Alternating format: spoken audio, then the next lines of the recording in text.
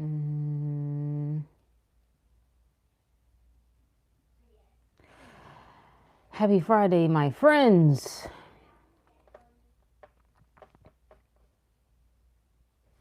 All right.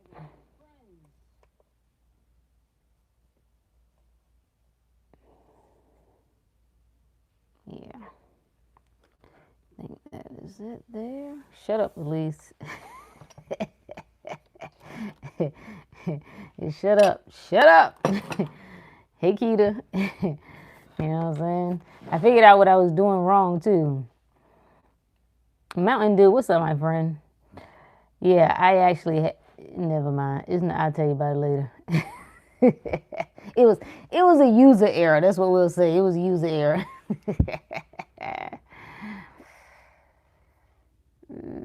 Okay. All right. What's up, y'all? Yeah. We didn't chat. I ain't see y'all last week. Yeah.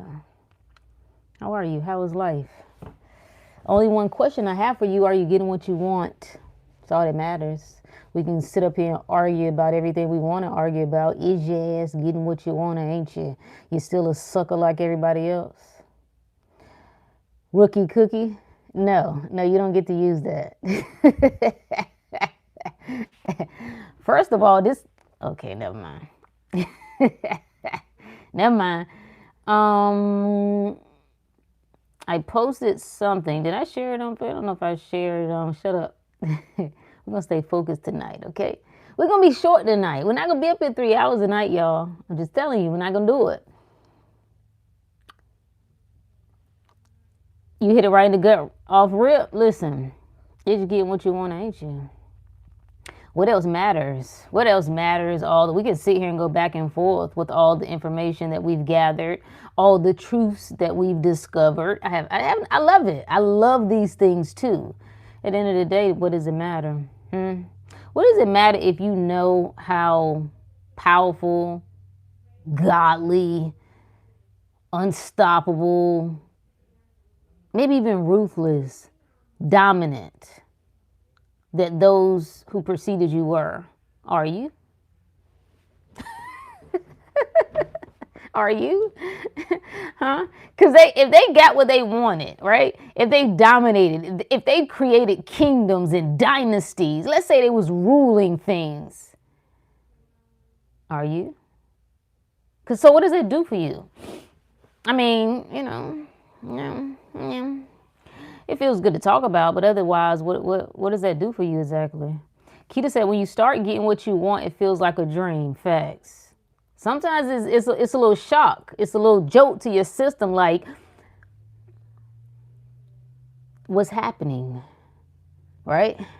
You really can't sabotage. I would not tell myself things like I can self sabotage. I just wouldn't talk to myself that way. I wouldn't feed myself that type of language. I would never sabotage myself. I'd never do that.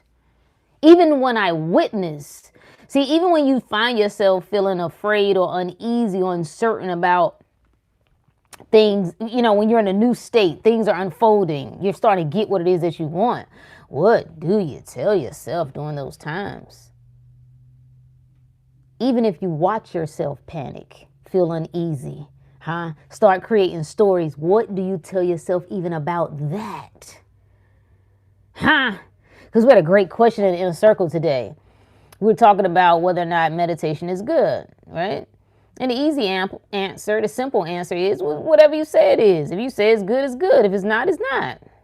Is this useful for you? Does it make sense to you? Do you feel called to do it? Do you feel led to do it? Yes or no? The question was, what was the question? What is the point of, damn, how did Emilian phrase it? What is the point of something to the effect of getting better? I got another video coming about this whole idea of getting better. And I'm going to tell you, it can be a trap. Self-development, you just stay in this constant loop of trying to get better, trying to get better, trying to get better, never good enough. And I think he phrased it like, because my perspective is if you would turn your attention from your flaws, if you would turn your attention from seeing how you're not ready yet, how you're not good enough yet, how, all the crap that we tell, and just focus on your perfection, focus on what's right, focus on what's good about you, what's perfect about you. So it's like, well, how do you improve? That's what it was. How do you improve? If you never look at what's wrong, how do you improve? How do you get better? Those are the two words. That was it, the getting better. How do you get better? So my question was, how do you know you're not better? How do you know that you're not your best? How do you know? Oh, you must tell yourself that. You must look at yourself and dial right in on what ain't your best. So it sounds like a user error. It sounds like a perception problem. To me. What up, Rev? Mountain Dew said, what do I do about not feeling like myself around others? I don't know. What does that mean? What do you mean?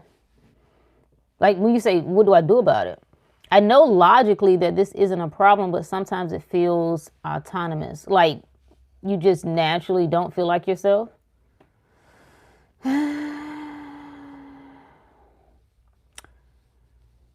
Is it a problem? I mean, even if it feels autonomous, is it a problem? That's what I titled this. There is no rules, right? So if there's nothing wrong, there has to be a perception. If I want to fix something, there must be a perception that something is wrong. Well, what if I perceive that nothing is wrong? What if I say that this is me feeling like this is natural, it's normal? But you might say, well, it's not my preference. I would like to be around people where I feel like myself. Okay, then be around better people. Be around different people. Create something else for yourself. Maybe that's what you're calling to yourself. Is like, you know what?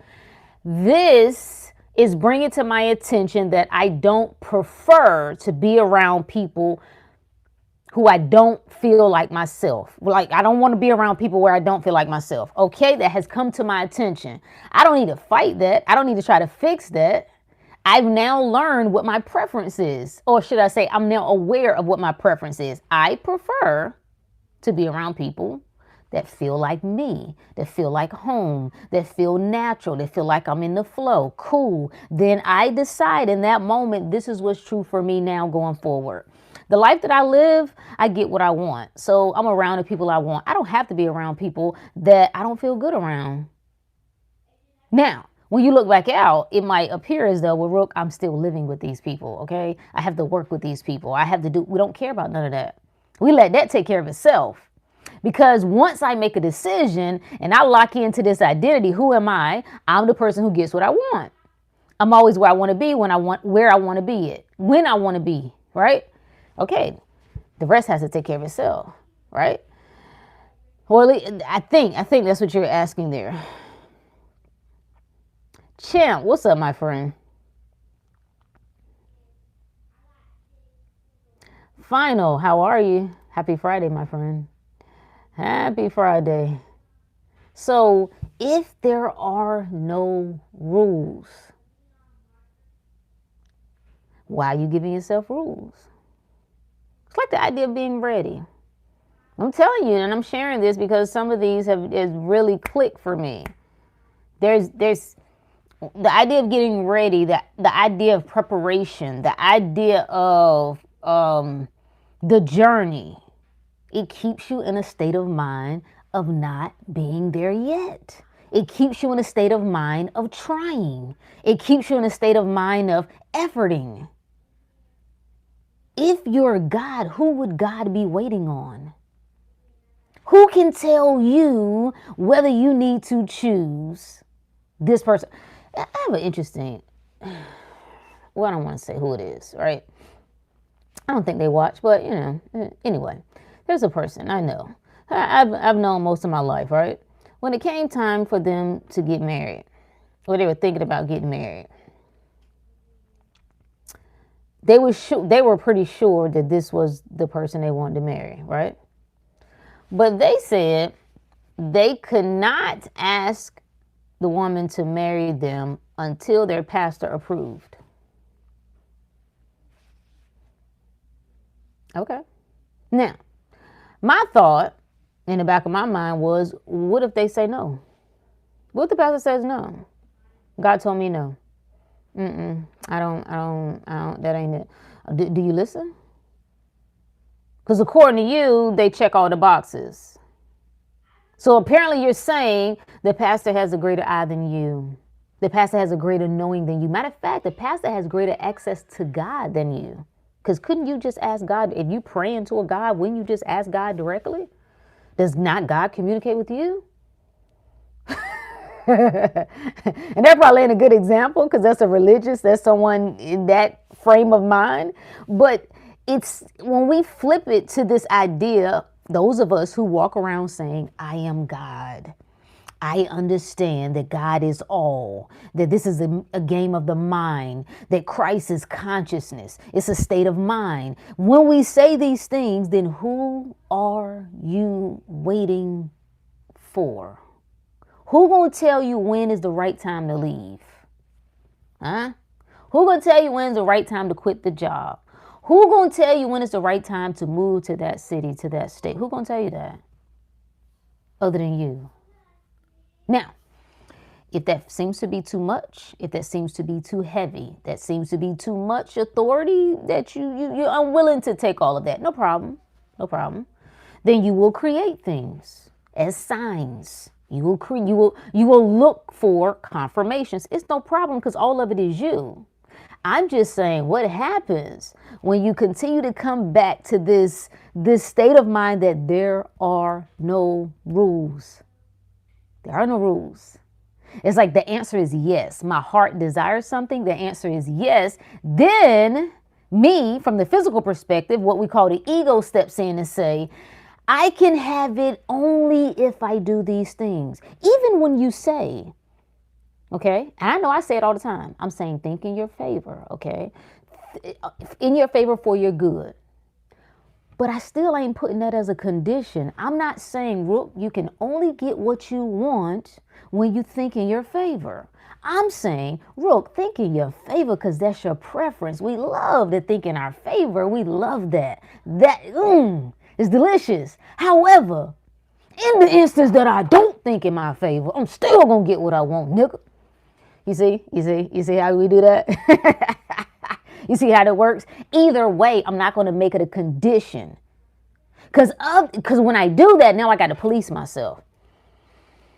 Oh, I got to police myself. Oh, am I thinking the right thoughts? Did I say that the right way? Maybe I should have said present tense, not future tense. Did I say that in lack? Was I really coming from lack when I did that? Was I inspired? Was that an inspired action? I ain't got no time to be micromanaging all that mess. Because if it's all me, you know what I mean when I say it. And when I say it, okay, it all equals to me getting what I want. No matter what. So even if I crash out, crashing out is not my preference. I don't prefer to crash out. Okay. It's not my preference. But even if I happen to notice that I crash out, if I happen to notice that I'm feeling sorry for myself, that's not my preference. I don't choose that. That's not where I keep my attention. But even if I notice I'm feeling pitiful, I don't then start telling stories about what that means. Oh, you're not that good yet. Oh, your energy is off. You're out of flow. You're not in vibrational sync with blah, blah, blah, blah, blah. There are no rules. If I want a rule, there's only one, that I do what I want. That's the only rule, do what I want. And I get what I want. Will you accept that? Will you accept that? Huh? Or is that too crazy? Well, everybody can get what they want. I ain't talking about everybody. I ain't got nothing to do with everybody. I'm talking about me. I get what I want. Because that's what I accept, that I don't have to question myself. I don't have to doubt myself. Everybody gonna fall in line. You ain't got no other choice. You think you got another choice in my reality? Is that what you think? Is you crazy? Is you crazy? You gonna do what I want you to do in the way that I want you to do it. Huh? And I'm not doing anything. Catch this now. I'm not doing anything to manipulate reality. I'm not doing anything to manipulate you. I don't have to do that. It's my energy. Everything responds to my energy. Everything is me. So there are infinite versions of people, multiple, just like there's infinite versions of you. Different people will tell a different story about you because they've experienced a different version of you. Once I dial in on what I want, I'm going to experience the version of a person that aligns with that. I don't really need to work no magic, okay? I like when people ask me that, what you doing? Is you working some magic, nigga? I am the magic. What do you mean working magic? If you think that I'm taking my time to do some sort of on your behalf, you must be crazy. I don't have to do that, okay? I call it and it comes. Then, I meant in a way that makes me compare myself. Oh, okay. But I can apply all you have said. Yeah, okay. That's even. I like that too. I like that too. I'm gonna start affirming to myself. I'm the best. I'm the best. Ain't nobody no better. It don't get no better than me. Ain't nobody no better than me. It's your world, right? Because your mind is your reality. I am the best. Like that's a song I'm gonna start singing to me. Now, will I automatically feel that when I say it? Maybe, maybe not. That's not important. But I'm gonna start telling myself I'm the best. I'm the chosen, huh? When I show up, they pay attention. When I speak, they listen. You understand me? They all bow to me. They all bend to me. They worship me. They put me on a pedestal. This is your self-talk, okay? You don't have to run this by nobody. You don't have to ask, well, is that morally? Is that you set the rules? If you set the rules, how can it be wrong? Here's the thing about wrong, right? Because we also had a discussion about this idea of desiring, okay? Desiring too much. That's what's wrong with the world. People desire too much. Says who, Nika? Says who? Because even when you desire not to desire, that's still a desire. When you go in monk mode, like those people who get deep in their so-called spiritual bag, oneness, becoming one with all, Zen, Nirvana, Samadhi, all these terms. What are they doing? They have a desire. It's a desire. How you gonna be in a human experience without a desire? Because desire is a divine act. Okay? It is God in action. That's what the desire is. Now, you as a human get to decide if you like that or not. Because all sorts of crazy desires can come to you too, right? You can desire to go and slap somebody. You can desire to take somebody up out of here. All sorts of desires. It doesn't mean you have to act on every desire, friend. You understand? But trying to get rid of desires make no sense. That's the whole human experience is desire.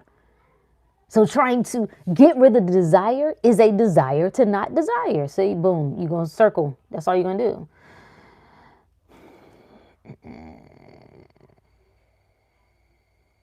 If a pastor says no, what set of stairs? No, we ain't got to do all that.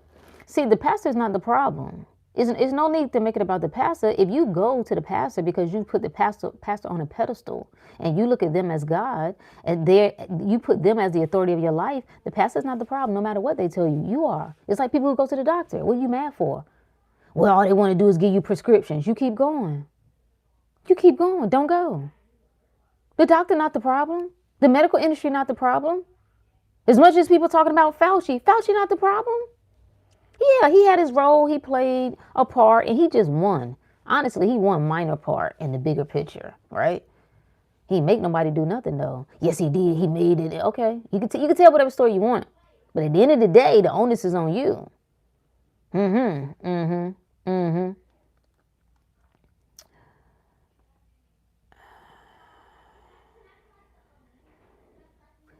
I could never give up. I love that. I'm a masculine woman. I am. I'm the masculine, the feminine, the God, the Satan. I'm all of it.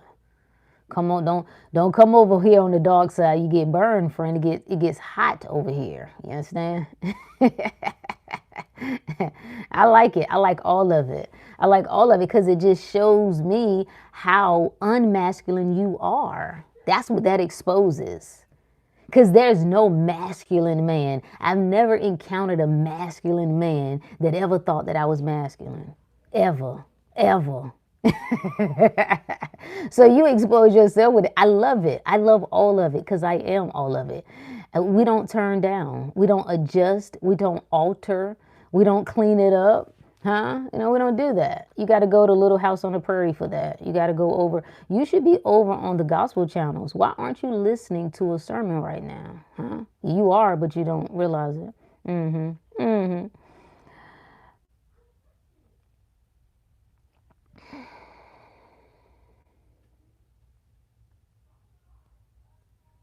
What's up with you, my friend? Yeah. Even the fellas, I'm gonna give you the fellas something real quick.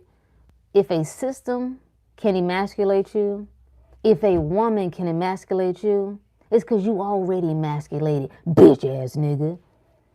Yeah, that's what that is. If a woman got all that power, she got that much power to take your manhood from you. Wow. The system got that much. No, you gotta understand. Look, you know what I'm saying? Because it's the pro. I don't care about no programming. I don't. Y'all corny, bro. And I know you don't get no ass. That's why I feel sorry for you. I don't even it doesn't even bother me. It's like, oh, we got another one. Let us pray. Ugh. Down bad. Down bad. On a Friday night. I know you ain't got no hoes. Cause this what you doing. Ain't got no action, no friends, no hoes or bros. Cause your bros will be like, come on, let's go outside. You ain't got none of them either. Sad. It's sad. It's sad. Appreciate you, my friend. Appreciate you. At least said, damn, I'm here because I ain't got no hoes. Listen, if you gonna come, you can come. Enter into the chambers, okay? The doors of the church are open, but when you come through, you better act like you know, you understand? Because we get what we want over here. Appreciate you, David. Thank you for my star. But act like you know. That clown stuff. See, you need to understand that some of us, I give you just a taste. I just put it like that. I give you just a taste. You have no idea how far this goes. You have no idea the extent. Let me be playful, okay? Keep me on that side of things, because it can get real dark real quick. And I know you avoid that. You understand? I know that. I know people who run from themselves. I know people who don't know their shadow. I know people who ain't never been to hell. And I know that's what scares you. So I don't want to haunt you. That's not what I want to do. So just be easy, baby. Just be easy like Sunday morning. Appreciate you, David. Appreciate you, Underground. Astrid, my friend, how are you? How are you? So we're talking about there are no rules. Okay. Appreciate you, Austin. There are no rules. What does this look like in your regular life? Okay. What is it that you want? Maybe we should start there. North Kakalaki in the house. What's up, Thurman? What do you want?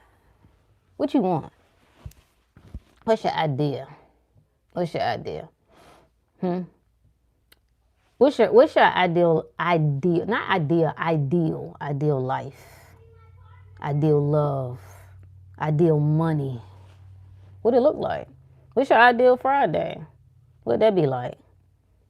What that be? I mean, do you ever allow your mind to go there? Because I know people have a desire for things, but it seems to be so broad. It's that you're not actually allowing your mind to go there. What do you want? Right? A few of you at aim but one. Aim but one with the great, baby. Aim but one, baby. Aim but one. There can be but one.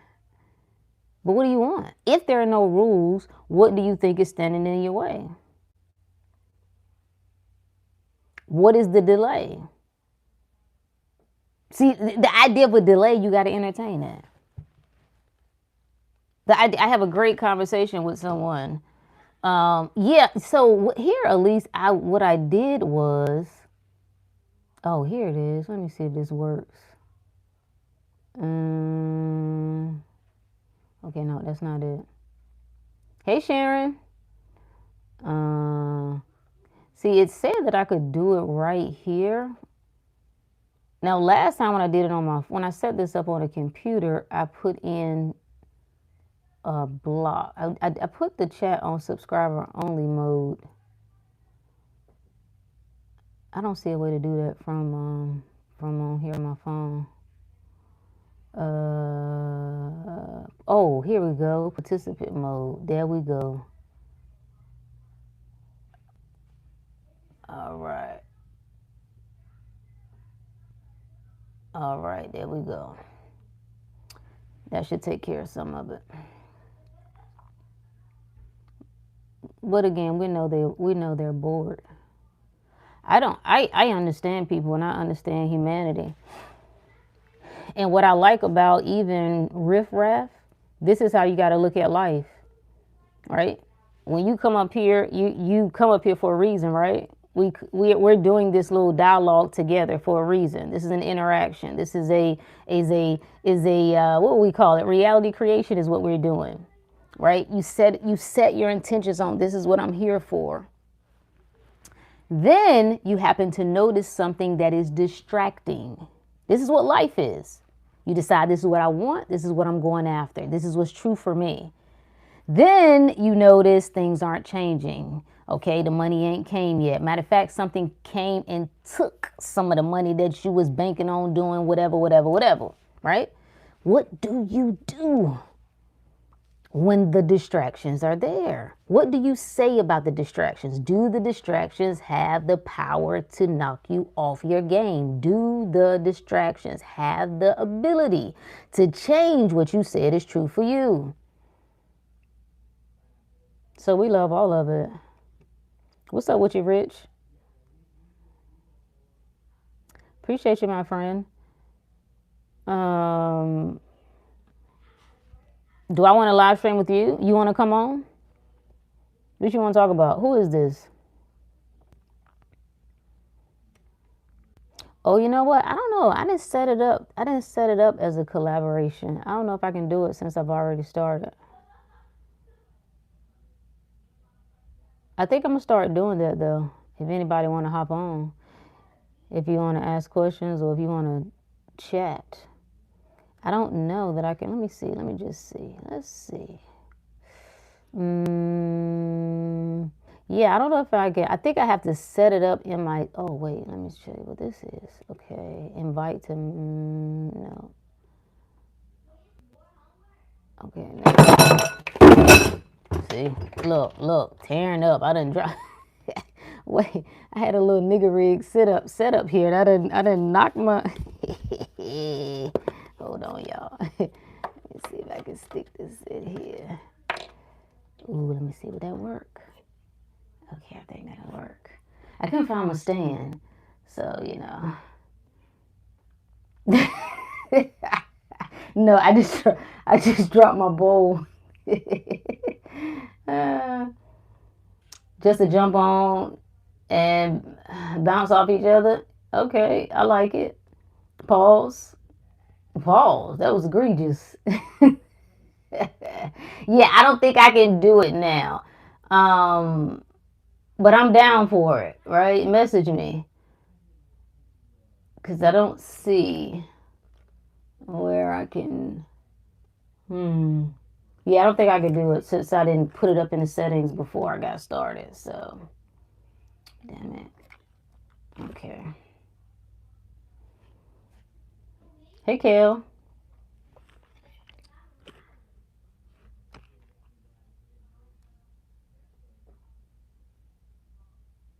Yeah, Sharon, I'm good. I don't think it was a glass bowl, but I think it's fine. It fell next to me, but I think it's fine. It didn't break. So, and if it did, then good. I ain't need it. Did I miss last week's? No, there wasn't. I got busy last week, so there wasn't a live last week. Yeah. So, what if there are no rules?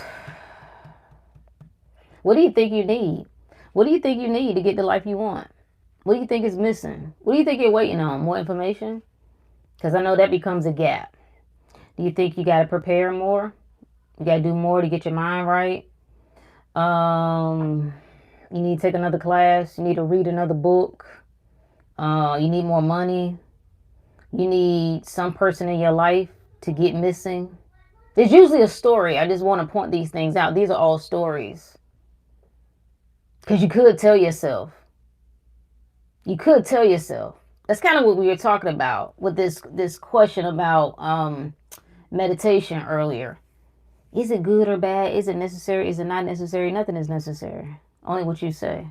It's only what you want to do. For you do whatever you want to do. But the whole point of the meditation, meditate means to contemplate. It means to contemplate. Keep before your mind the truth. That's it. And the truth is what you are, not what you're not. What does that look like? You thought like what does that look like when you just dial in on what I am? You ain't trained your mind that way. That's why it seems difficult. You ain't trained your mind to see the best in you. I am flawless. Soon as you go to do that, boom, the mind goes to, well, let me pull the Rolodex. Let's see. I'm gonna see. You damn sure won't flawless in that. You're really not good at that, and you're also not good at.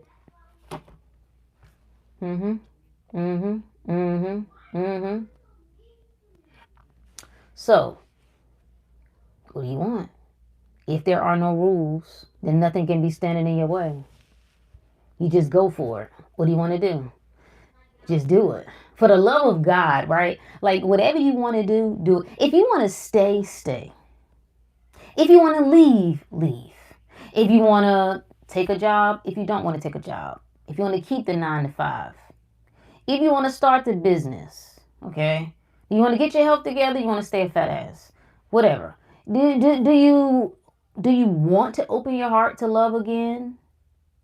Or you want to just be miserable and complain like everybody else? You can do whatever you want to do, but for the love of God, whatever you do, shut up blaming other people and complaining about something you have the power to change. The idea of problems, you must perceive it in mind. You must perceive that you have a problem to have a problem. You must entertain. It's like the past. Like right now, everybody, let's go to our past. Let's go to our past. Think of something that you absolutely hate from your past. Right now, go there. Did you go? How'd you get there? Did you drive? Did you fly? Did you take a cruise? Did you walk? How you get there? Oh, in your mind. Oh. You got to your past in your mind. So how do you think you get out of your past? Here's another kicker. Where did you have to be to get to your past? You had to be right here in the present. And this is what is meant by we are creating the past in every moment. If it's all your mind, it's all your mind. It's all your mind. Why won't you let up off of it? Do you not find that a little insane? Why you just won't say, I've had enough telling myself terrible stories about me? I've had enough telling myself stories about how bad I was done, how bad somebody did me, how abandoned I was, how disrespected I was. I had a great consultation this week, right? Or was it last week? I don't know. I think it was this week. And it was good and it was insightful. And I appreciated the level of awareness that the person had. And they said, I've been carrying something for 10 years. I felt disrespected, right? Dishonored, unloved because of this event that happened 10 years ago. And they went on to share things that have happened since then. And he's like, I can't shake it. Right? Even as the conversation, right? When I moved the conversation away from that, they would veer back. I was like, oh, you haven't left there. Or, oh, you're still there. You are still there. And that's where a lot of people are. Some people are still, whatever happened when they were 6, they're still there. They're still there. If it happened when they were 10, they're still there. Was it when they were 18? Was it with the ex? Was it something the teacher said? Was it some level of disappointment with their parent? They're still there. And I said, I'm not going to be like most people, because that's where their frustration was. They said, people are like, my family and friends are like, just get over it. Just get over it. Right? My God, how long are you going to keep carrying it? And that's valid. That's a valid point. I was like, but I wouldn't take that approach. I would take the approach that you have every right to be hurt. You had every right to feel disappointed, disrespected. You had every right to even carry it. That's your choice. I would only ask now, do you think you've carried it enough? Do you think you carried it enough? Are you tired of carrying it? You had every right to carry it for however long you carried it.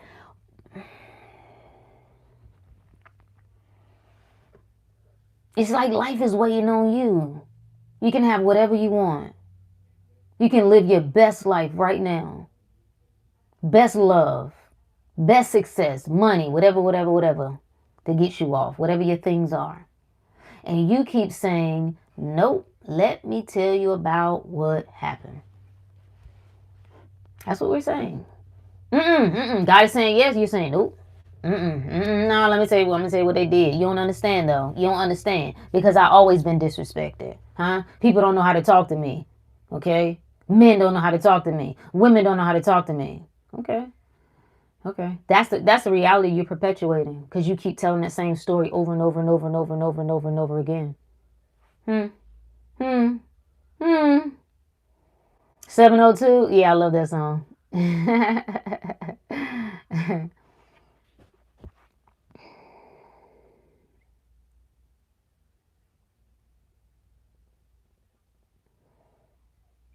Who's my favorite rapper? I have like a trinity. I have a trinity of rappers. I have like 3 of my faves that speak to different aspects of me. We got to normalize being right, but choosing a new story. Yes. Here's another thing. I think sometimes you get to a point where you don't even care about being right. Like it's just no longer. It doesn't matter. This is what I want, and I'm unwilling to live without it. When you're unwilling to live without something, you will put anything down for it. Any belief, any story, any habit, any behavior. You just put it down. I've had enough. And so I'm only led to believe that we ain't had enough yet. We ain't had enough. Yeah, do we want to be right? Do we want to be happy? You got to have Nip in the top 3? Facts. My top 3. So, Jeezy. Jeezy speaks to the king in me. Right? Nas speaks to the queen in me. And Nipsey speaks to the God in me. Those are my 3.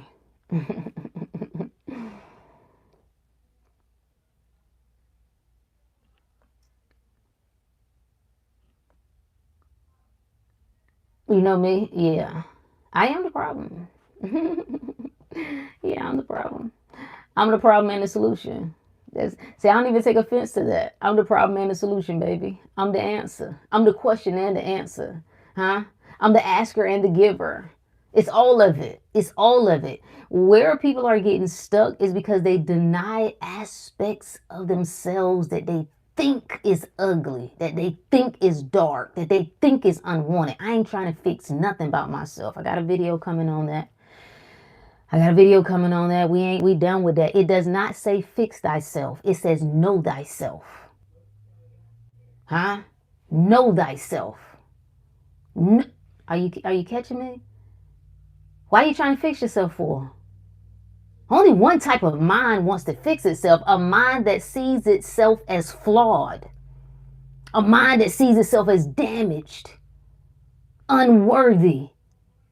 That's a religious mind. I'm just here to tell you. We done talked about this before. You can leave the church all you want, friend. You took the same mind with you. You left the church of sin, right? You left the devil Went right on over, right? Felt real good about it. Yeah, I know what the truth is now. You know what I'm saying? I know what the truth is. I don't believe all of that brainwashing. Oh, yeah? Now you're trying to resolve karma. Oh, oh. Sounds like the same shit to me. Sounds like two sides, one coin to me. Is you all that is? How can you say, and these are the people I'm talking to, how can you say I am God and then you say I need to fix myself? I got to improve. What you trying to improve? I'm not talking about your actions. I don't care about what actions you take. I'm talking about the mind that takes the actions, the mind that's on a constant pursuit of getting something that it thinks it lacks. That's what we're talking about. This is identity now. Who do I identify as? When you identify as one that's without. Oh, friend. Why don't you identify as perfection? That's what we talking about. There are no rules. And when you say I must fix myself first, it's like people who get into um, therapy culture. And I'm not saying that therapy doesn't help some people. I would never say that. I wouldn't. Whatever works. Well, some people stay there. It's almost like it becomes a new church. They're there for 5, 7, 10. I watch. Sometimes I just observe. I like to just be a student of sorts. And I listen to some of the relationship conversations and podcasts. And the women will call in and say, yeah, what I'm saying, I've been working on myself. I've been in therapy for 8 years. What you doing there? How long are you going to stay there? What are you doing? I'm just curious. What type of work are you doing for 8 years? And you still don't think you're worthy of love yet. It's like the idea of saying, this is why I never understood the whole alcoholic, okay? I am the 12 steps. You go to a meeting, right? I don't know what they call themselves. I don't know if I guess they deem it as a success. So you tell yourself that I've conquered this. I guess that's what they're saying. But I'm still, like, you go to a meeting and say, hi, I am Terry and I am an alcoholic. Well, damn, nigga, I guess you will be an alcoholic for the rest of your life if that's what you say. You still identify as alcoholic. So, yes, the alcohol still has power over you. Yes, you better stay closed up in your house. Yes, you better never get close to alcohol because you're still an alcoholic. Why would I keep reinforcing? That don't make sense to me. I've never been an alcoholic. But I'm saying at a common sense level, that don't make sense to me. So when you get into therapy and you're dealing with your childhood wounds and trauma and all that, if you still identify as the person with childhood trauma, then that's just still who you are. You still broken. You still damaged. You ain't worthy of love yet. And you think that what? You're going to therapy for 10 years? You don't even know how to be around people anymore. This ain't even about no childhood stuff. Your social skills lack. You don't even know how to share space with another person, right? Just because what have you been doing? What have you been doing? What are you doing? And I see this a lot, especially on the religious side of things. And I saw this older lady. Was it an older lady? It was 2 videos I saw. Just talking about I don't want to say damage, the impact, let's use that the church has had on women in keeping them single and lonely. It's a disgusting pattern. It's a disgusting practice. I don't care if it's intentional or not. And I have real life examples of what this looks like. As a woman sits and waits, okay? She tells herself all these stories. And then time passes. And she's just by herself. And there's nothing wrong with being by yourself. Trust me. Ain't nothing wrong with being by yourself if that's what you want. But if that's not what you want and you just 30, 35, 40, 45, 50, 50, 50, you 60 years old, what have you been doing? Waiting on Jesus? What? All right. Okay. All right. Yeah, it sounds great. Yeah. Hey, Kiara, it sounds crazy as hell when you think about it. I've been side-eyeing the therapist I see for a minute now. Yeah, it's coming back to the question about like, you know, because the post that we were going over in a circle was about um, meditation being a trap, right? Wait, I made some notes. Where are my notes? And I wanted to point out that anything can be a trap. Anything can be a coping mechanism. It's like people who have a horrible, like they hate their life. And I gave the example of it's a man named John. He hates his home life. He hates his wife. He hates the bitch. He just hate her. He hate her. There's just too much that has happened. It's too much he's seen. It's too much they've gone through. He just hate her. Right? His house is chaotic. No order. Well, he also hates his job. Okay? He feels overworked, underpaid. Okay? But John is really unaware. See, he's suffering, but it's unconscious suffering. He knows he's dissatisfied. There's some tension within himself, right? But it just is what it is. He doesn't do anything. There's no awareness to say, hey, John, you can do something different. Hey, if your marriage is that horrible, either let's work on it. Let's really decide that we're going to do better here, or let's do this in part. So what John does is John goes to work and he meet up with Tina. Him and Tina start going to lunch. And he liked Tina because Tina listened and laughed at his little dumbass jokes. And before you know it, John got him a little side piece at work. And they take the little work wife. Yeah, it becomes, outside wife, like little side wife. Okay, yeah. So you got a little side thing. And John feels good. See, it feels good. See, this is cope. This is an escape. You don't deal with the issue at hand. You soothe it. You get a little balm. This is a little feel good. It'll keep me kicking the can. Same thing with the job. I hate the job. I'm dissatisfied with the job, but I figured out after I get off work, if I go get some drinks, right? It's enough. It's enough to make me feel good in the reality that I hate and despise. And I ain't got enough sense to know that I ain't got to adjust to a world I don't like. I don't have to adjust to a reality I don't want. I can get what I want. It's the same crap. So a person gets into meditation and it becomes an escape. It doesn't become a point of self-awareness, right? What else? It's another word I'm reaching for, right? But you just think about the act of meditation. It can be a spiritual practice. I'm in tune with myself. It's a time that I'm creating this sacred space for me to be with me, to be in my world, right? But if you're doing that to avoid addressing things that you know need to be addressed in your life, yes, it becomes an escape. If you're doing it to make yourself feel like you're spiritual, to make yourself feel like you're more advanced than other people, but yet you hate the life you're in because you're not getting what you want, it becomes an escape.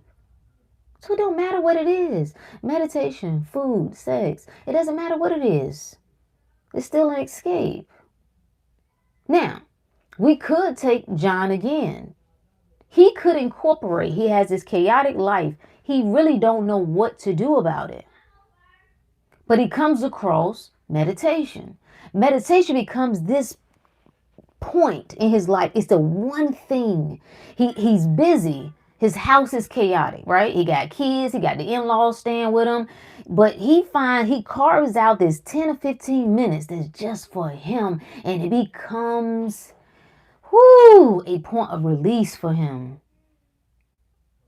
That's useful for John. That's not an escape. I have so much momentum going in the wrong direction. I now incorporate this practice as a joke to my system. I bring my attention back to myself.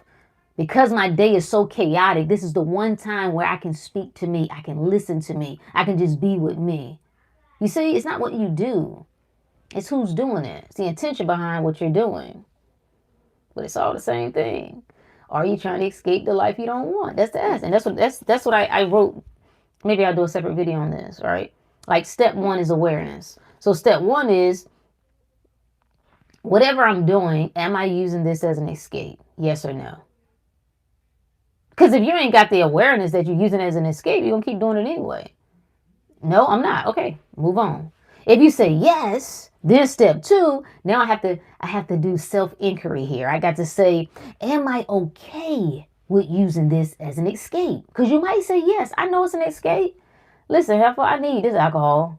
you don't even know the stuff I got going on. I need this little PYT over here.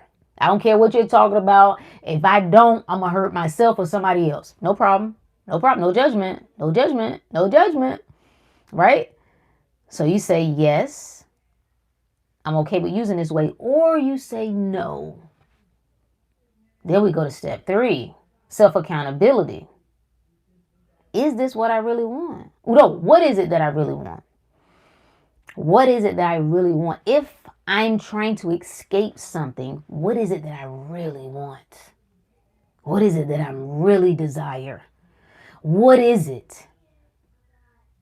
And then I guess you could take it to step 4. Am I willing to live without it? That's the most important question. You can't stop at step 3, what you really want. Are you willing to live without it? Yes or no? Dr. Money Magnet in the house. Thank you, my friend, for my super chat. Yeah. It's all here now. Christ, Jesus, all of it. Sharon said, I was in therapy or counseling for years. Didn't really help much. Yeah, and it'll be, and you can't judge yourself for that. Because you do what you think you need to do.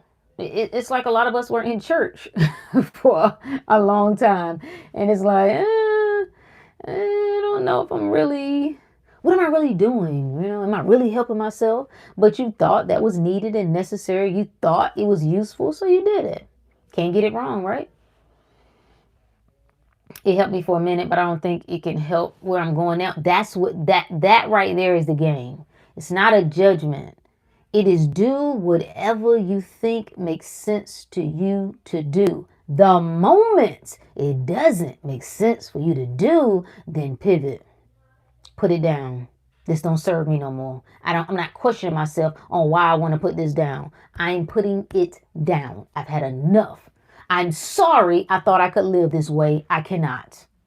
I'm sorry I made you this promise. My bad. My bad, player. Yeah, no, I'm definitely not spending my life with you. No, you don't get, no. I know what I thought we was, no, I'm not going to work here. No, I'm not retiring here. I don't want to. I changed my mind. I know I went to school for many years. You know what I'm saying? I got all the degrees and certifications, but I don't want to do it anymore. You just change your mind. You do know that, right? At any point in time in your life, whether you're 20, 30, 40, 50, 60, 70, 89, 100, whatever your age is, you could be 200. Do you have breath in your body? Are you here? Are you alive? Then just do whatever you want to do because there are no rules. Put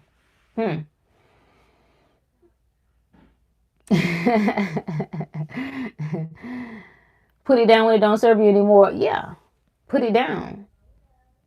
The idea of freedom, right? How do you even know that you need freedom? If you're in pursuit of freedom, who is in pursuit of freedom? People who don't think they're already free. It's just like rebels. It's just like this stupid conversation about going into wherever wearing bonnets and pajamas. It's all rebellious. That's all it is. I feel powerless. Ain't nobody gonna tell me what to do, right? and or I just don't give a damn. I don't give a damn about myself. How I protect, and we know it's not no sacred practice. People be like, well, we always have wrapped our hair. Shut up, just shut up, because daggone well that ain't what people are doing. That's not what people are doing. People have given up. They don't have a sense of self-worth. It is whatever. I give you whatever. And I'm going to tell you why we know it's not a sacred practice, because if it was, they do it everywhere they go, and they don't. They don't. So that tells me you got some sense. You can make a distinction.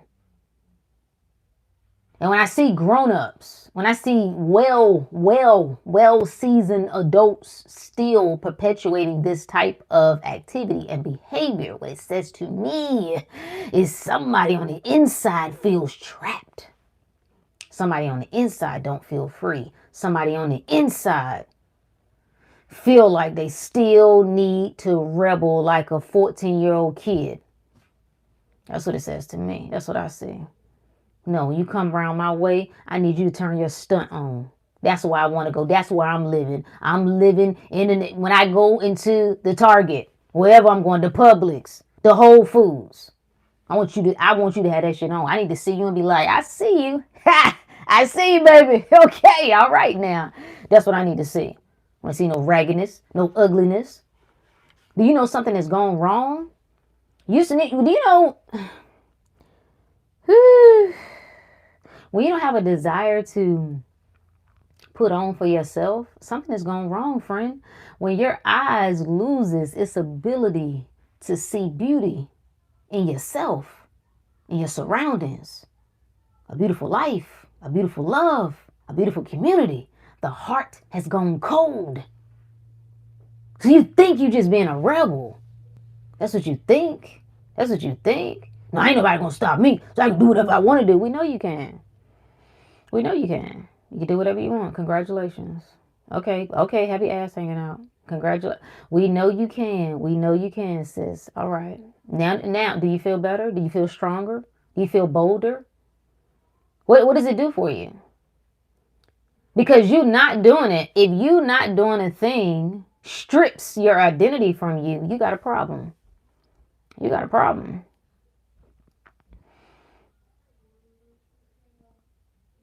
Appreciate you, Dr. Money Magnet. What's the hesitation though? Why is it hard to give up the things and people that serve you at some point? That's a question that everybody got to answer. For me, I'll speak for myself. Why was it hard for me to give up the things that served me at some point? One, because it was just familiar. It was familiar. That's what I knew. To give it up meant I got to step into something that I didn't know, and that seemed uncertain. That seemed a little scary. Giving up certain people, I created a practice my whole life of showing up for other people. I thought self-sacrifice was the most noble. I thought I really deeply thought that, right? You come back, tie back into that religious mind, right? Isn't that what God did? Isn't that what Jesus did? He sacrificed it all. So I thought that was the ultimate demonstration of power, of love, to give up myself for the other. So I thought that was a noble cause. To disregard myself. I didn't see myself. You think about, a lot of us, our whole childhood, it's about making other people comfortable. Right? You have to be respectful for other people. Okay, you listen to them. No, even if you're thinking that, you cannot say that. No, even if you're funny, nope, you cannot laugh at. If you think it's funny, nope, you cannot laugh at that. No, even if you want to do that. All right, Mom Dukes used to say, you're old enough for your wants not to hurt you. That's such a stupid saying. So it's programmed in oftentimes. It feels natural. It feels like the natural way of doing things. And I think most of us have not looked at ourselves that way. We don't prioritize, we don't center ourselves that I'm supposed to get what I want. I'm supposed to choose me. I'm supposed to be selfish. Uh-oh. Yeah, I thought that's one of the worst things that you could do. No, you don't be selfish. You don't be selfish. And once you dial into this whole idea of selfishness, you add in things under that umbrella. Like that's selfish, this is selfish, that is selfish. Okay, do that. No, no, that's selfish. No, that's selfish. I think even me, like even leaving my last situation, it was hard because I felt guilty. Right? It became personal. It wasn't even about them per se. It was about me not keeping my word. I didn't get to change my mind. Like when you keep your word, well, this is who you are. Like that's like standing on business to me. It's code, loyalty, devotion, commitment. That's who you are. And now you about to walk away from this. So obviously that means that ain't you, Rook. That's what I struggled with until I realized, no, that is who I am. And I also get to change my mind. Yes, yes, yes. That's still who I am, though. Those things are still important to me. And guess what? The worst, or honestly, the worst person that you can really be with or be around are people who are disloyal to themselves. That is what I was demonstrating. I spent a life learning how to be loyal to other people, disloyal to myself. I didn't know that though. I didn't realize that. Sharon said, Rook, I saw a young lady at dinner with a bonnet on. Yeah, it's like, and everybody that's talking, let me tell you something. Let me tell you something. I'm telling you, this is some new shit. Even a college discussion. I went to an HBCU, okay? I went there for 6 years. Won't nobody walking around with no bonnet on. And it won't that long ago. Okay? Won't nobody walking around with no bonnet on. Okay? We won't. Now some of the fellas sometimes will have a do-rag on. Alright, their little wave cap. But even in some of the classes that we come into, the professor would ask the fellas to take their head off. It was a sign of respect. We in the classroom, take the head off. It's not a problem. It's not a problem. What is the problem with that? It's not a problem. So I don't know all the ins and outs. I don't want to comment on. I only saw bits and pieces of what's been going on. I think overall, I think it's embarrassing that these are the type of conversations that we're having. That this is at the forefront. These type of conversations, right? Man's fight for an identity, right? And I need to know that I'm free and I'm bold and I can do whatever I want. It sounds the same to me, again, as the arguments that women be making. I need to feel free and liberated as a woman, so I should be able to pop as much P as I want to, suck as much D as I want to. That's what makes me feel free. Really? uh, okay. I guess. Appreciate you, Underground. Yep, speak when spoken to, be seen, not heard. And so you learn to, that's what I did. I learned to be quiet. I've been quiet. I got a lot to say now, just because I've been quiet for so long. I just kept it all in. Even the idea is one reason why I don't know what loneliness is. I genuinely don't know what that is. I feel like I've been by myself my whole life. And I've had family. Like I ain't no orphan. I've been around people. School, church, college, work, relationships. I've been around people my whole life, but I feel like I've been by myself my whole life. So I don't register with the idea of loneliness. Like you try to threaten, like, you know what I'm saying? I just ain't gonna talk to you no more. I ain't gonna see you no more. So? So, nigga? And? Okay, your loss.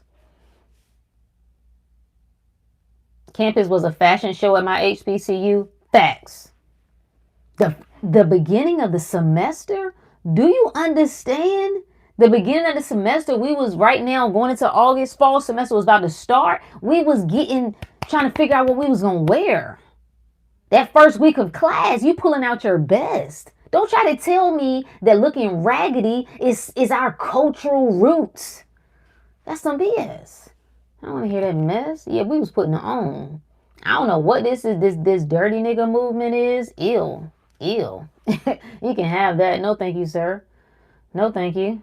Bring me your best and don't bring me nothing at all. And that was wearing pajamas and no bra. And then it's not even like, it'd be one thing if it was nice pajamas. Like if that was just a vibe, like a pajama day, like these are, they're dirty. They have holes in them. They're worn. Some of them stink. Some of the bonnets stink. You walk by into the store, I smell it. You don't even wash it. If I was to wash it in the sink, I'd see dirt coming out of it. Don't piss me off. See, I almost pissed myself off with that.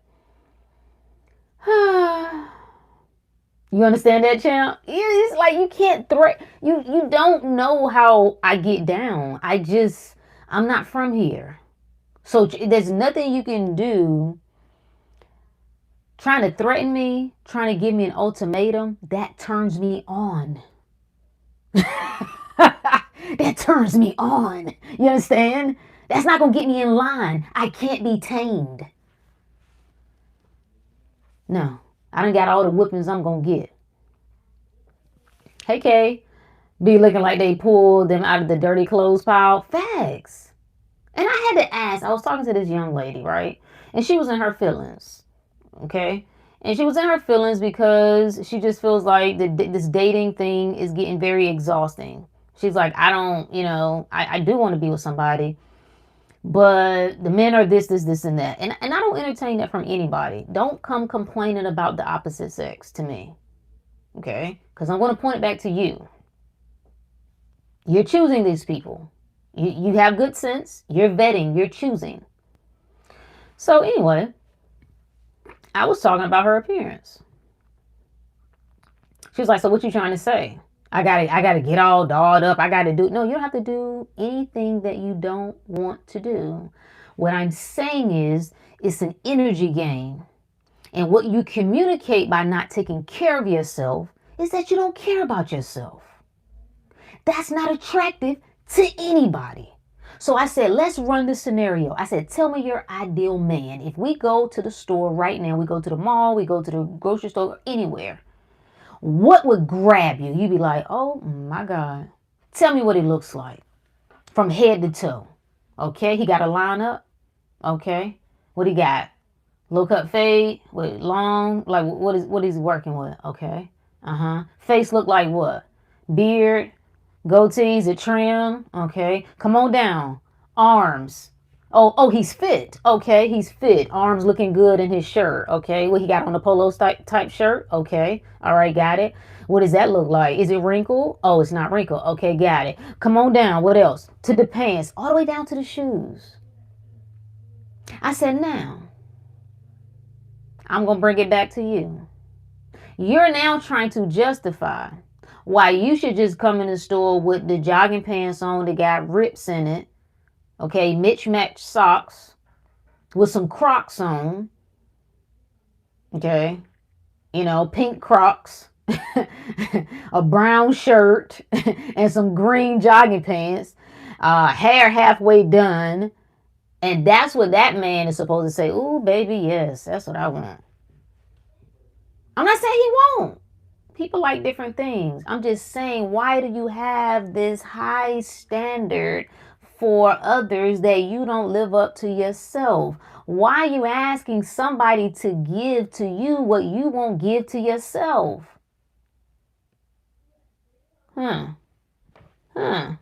Interesting. The kids don't want to even get new school clothes anymore. Really? Like I was ready to get some tonics from A&N. Wow, I can't understand. That's crazy. That's crazy to me. But I know it because even my daughter is like, she does, like, some of that vibe is like, okay, are you, you weren't at the class? Like, what?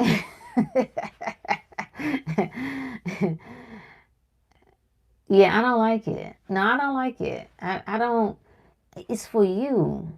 When you start to watch yourself, this is why self awareness is so important. You're going to pick up on things that happen naturally without anybody telling you. You're going to find out when you're in a good mood, when you see yourself in a higher light, you do certain things.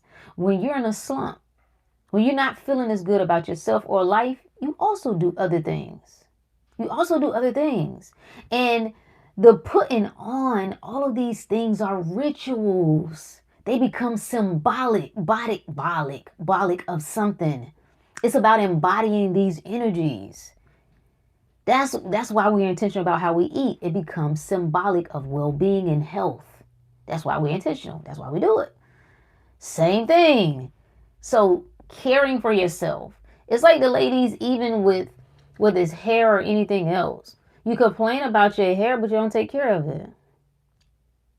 I mean, to say you've gone 2 months without washing your hair? What? So no water has hit your scalp, your follicles in 2 months? Ma'am, and you mad at the hair because it won't grow? You're saying, I don't care about you. Because you neglect things you don't care about. You pour into things that you care about. Message.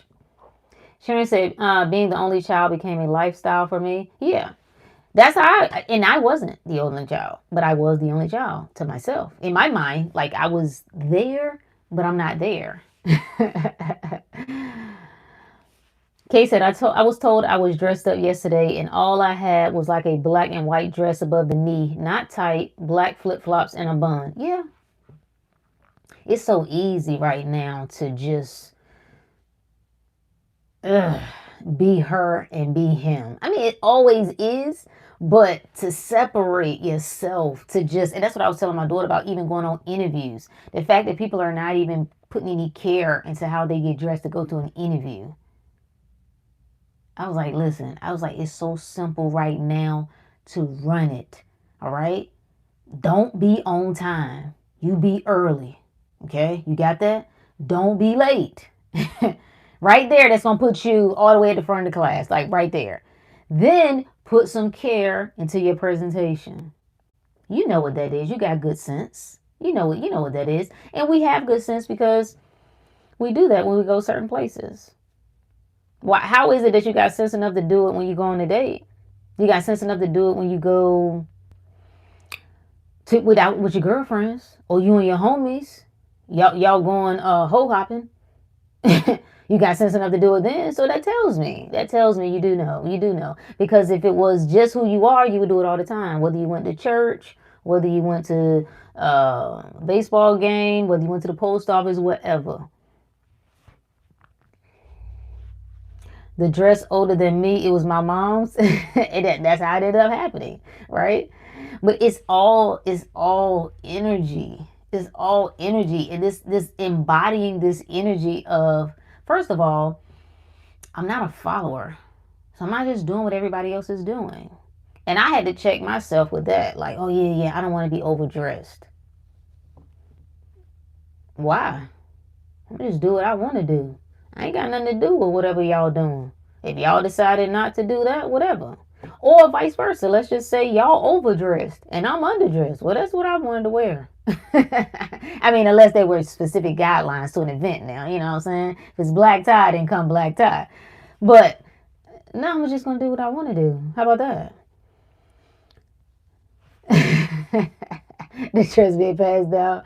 Listen, fly is fly no matter what. You know what I mean? So, if there are no rules, friend, why ain't you getting what you want? If there are no rules, why are you giving yourself conditions? Why? Now, some might say, well, Brooke, maybe that's a condition. I should be able to get what I want and look any kind of way I want. I like that. So show us. Show us that it can be done that way. Don't talk me to death. If you see, you can play this game any kind of way that you want to play it. So if you want to tussle with that and you say, I shouldn't have to do all that. Okay, don't. Show us that you can get what you want and don't care about nothing. Don't care about nothing. Don't care about your presentation. Don't care about whatever. I just look out into the world. Hey, Ricky, when I look out into nature, I see nature turns on. When them birds sing, they sing. Okay? Like when them flowers bloom, when those clouds form, I just don't see nature doing it small. I just don't see it. I don't. When the grass come through, the grass come through. The trees, right? When the ants, when them suckers get to marching together, I'm like, oh, they got the K-ants going. Okay, all right, I see you. They going to put some stuff together. They going to get the food and bring it back to the house. Okay. I don't see mediocrity. I don't see loser. I don't. The 808 when it thunders, listen. Like when that moon shines, it don't be playing. Like it shines. Like the sun, I must rise, I must shine. And I think you have a responsibility, personally. I think you have a responsibility to be a walking billboard of power. That your life should be a demonstration of your power. That you should be the walking God. That people see you, they like, there go God, my Lord, there go Goddess right there. Wow. Like the same way we look out into all of these natural things and we're blown away, right? Some things just take your breath away. You can't put words to it. Some sculptures, some things like even when fall starts to come in, it's like you can't, it's like, wow, that's how captivating you should be. And it should be your honor to be that. That I'm here to be that. Since everybody else is clocking out of life, I'm clocking in. Put me in, coach. Okay? Put me in. Greetings, Michael. How are you, my friend? Nurse, be more healed. I love that. What's up with you, my friend? A manager one time told me use me as an example of how to dress at the company if we got the job during the interview. Listen, you should be the example. When it comes to success, you should come to mind. When it comes to love, people should think about you. When it comes to, like, some people can get whatever they want. You should be the symbol of that. And it should be something easy. It ain't even hard work. It's just like I'm supposed to. It's like, again, the sun's supposed to shine. It's just what it's supposed to do. That butterfly, every time I see him out there, I'm like, look at him go. He like, watch me. It's supposed to. You're supposed to look good. People supposed to feel good in your presence. That's just the default. Why are we banging against that? Why is that wrong? When you put on the show, don't be surprised when you get a few fans. And I think that's what some of us are running away from. Some of us don't want to take our proper position. I got a video coming for this too. I got a few. You are number one. You will never, ever, you mark these words, be able to rest being number two. You will never be able to play number 3 or number 4, 5, 6, 7, 8, 9, 10. Ain't nothing wrong with those other positions because we need other people in those positions. See, we need the eagle. We do. But we also need the mockingbird. We also need the owl. We also need the dog. We need the cat. We need the spider. We need all of it. But we need everybody to play their proper position. I'm talking to the number ones. And I'm sorry. You can't want to be a star and then don't want to be seen. How you gonna be a star? No, I don't want to twinkle too much, and get the attention to other, you know what I'm saying? I wanna do great things. I wanna live a magnificent life, but I kinda wanna be hidden. Why? Why? People need to see you. People need to see you. Your presence is a blessing, not just your energy. Your presence is a blessing. That's the beauty of a woman, but also, by the way, I mean, we all got it, but I'm just saying it's something about this is how you know something is going wrong with this, some of this feminist movement crap, because they getting uglier. They like, let me show you how ugly I can get. Yeah, I'm gonna be stinky. I ain't gonna shave one of my arms. I mean, you don't have to. You don't have to do whatever you want to do, right? I'm just putting piercings all over my face. Whatever, do whatever you want. I'm gonna see how uglier I can make myself. Why are you doing that?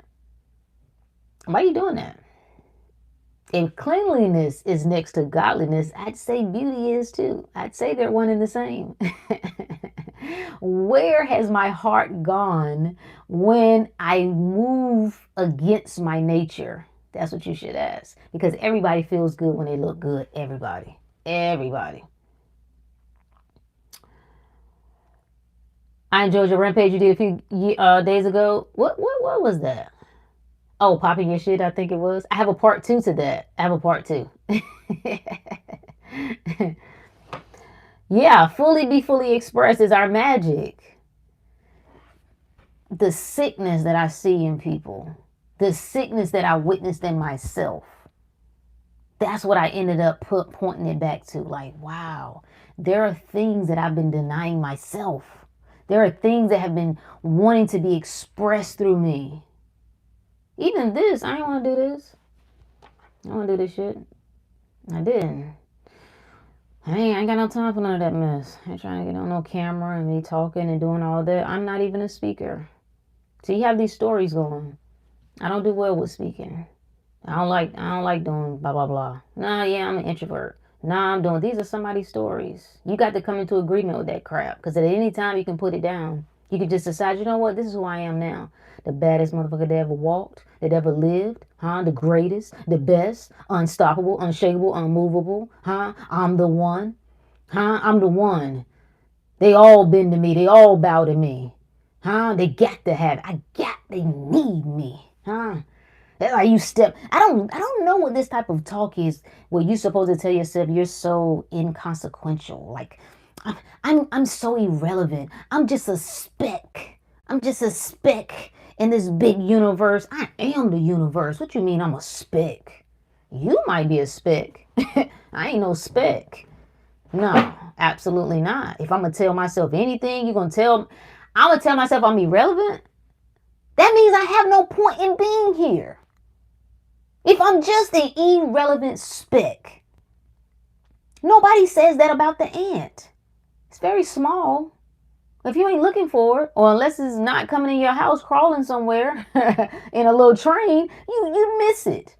Nobody says it's insignificant.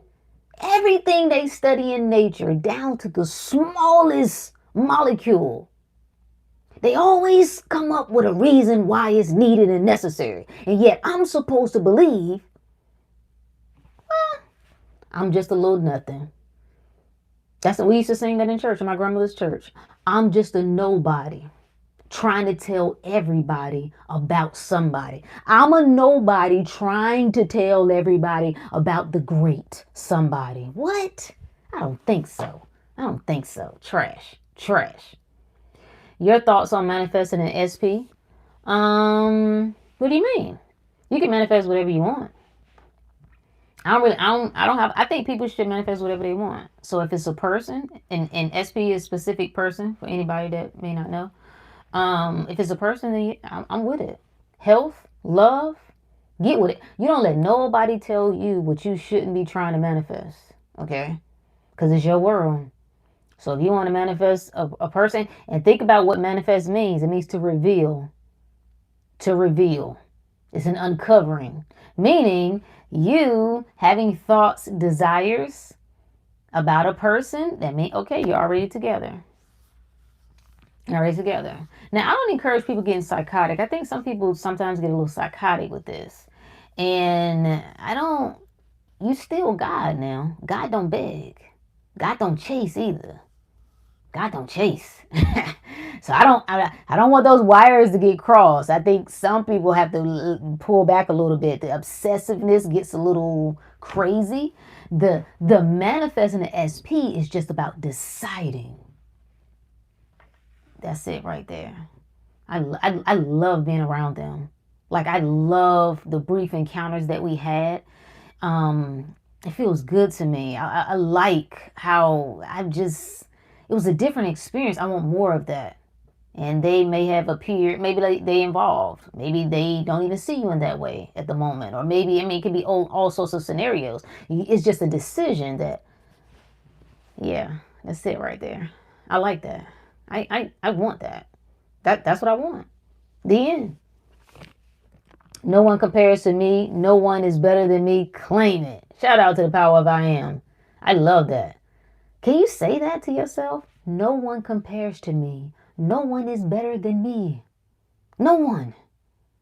As a woman, anytime you see another beautiful woman, it should be a confirmation for you that that's me. The beauty I see in her is in me. The sexiness I see in her is me.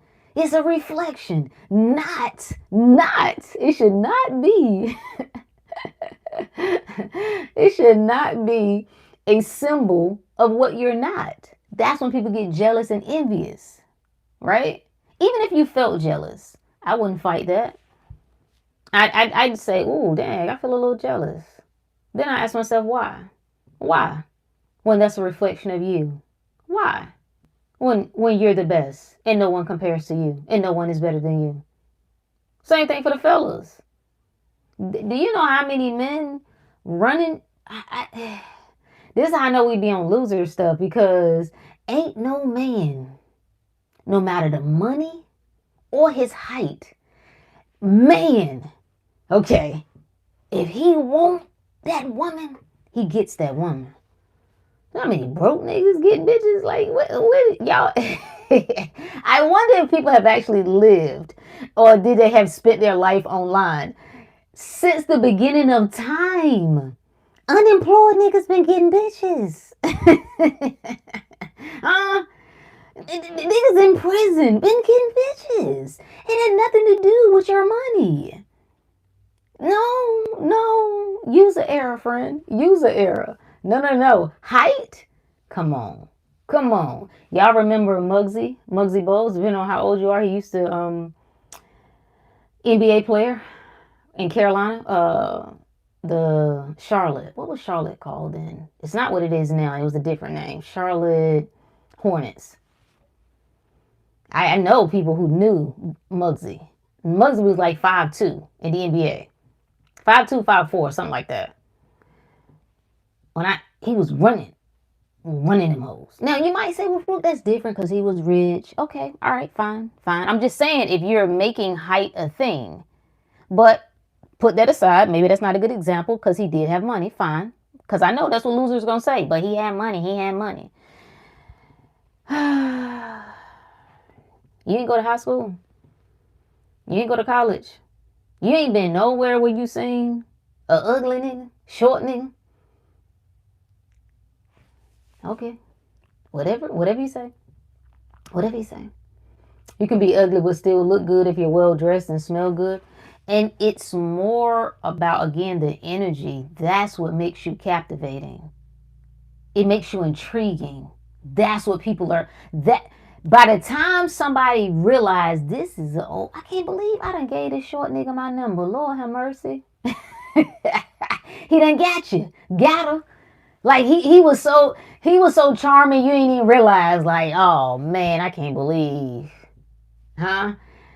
That's somebody that's confident in certain. Same thing as a woman. You move through this sucker like you her. It don't matter. It don't matter your booty. It don't matter your that stuff don't matter. It don't matter. Flat booty women still get men, okay? Flat chest women still get, okay? So-called ugly, that's what you want to call it, because beauty's in the eye of the beholder. That's not just a cute little saying. It's the truth. And the reason it's the truth is because when a person is really feeling you, it's an energy connection. They see the heart of you. The moment that a person sees the heart of you, that's your light. When your light shines, you are beautiful. It magnifies every part of you. All the parts you think are ugly. Whether it's stretch marks, whether it's wrinkles, whether you bald, whether you stink.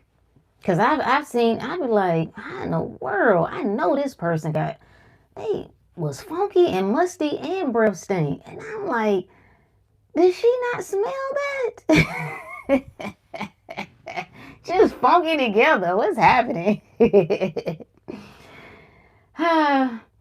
the humble star. Just I am. Self abandonment is real. Yeah, it is. It is. I'm looking fresh. I appreciate you, my friend. I appreciate you. The hair, yeah, the hair needs a little need a little washing, but we're gonna take care of that tomorrow. Yes, we are. Yes, we are. But I appreciate you, Ricky.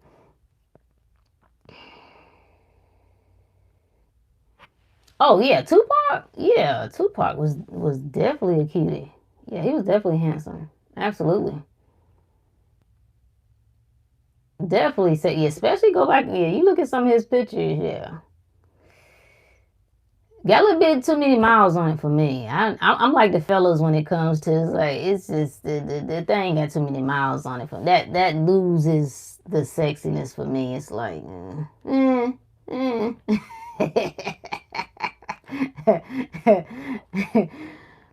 you needed this. All right, I love it. I love it. If ants became extinct, the global ecosystem would crumble. Yes. Yes. Even the tiniest thing is uber significant. Yes. And that's how you have to see yourself. This is why we meditate. Meditate means to contemplate. I contemplate on my perfection. I contemplate on my power.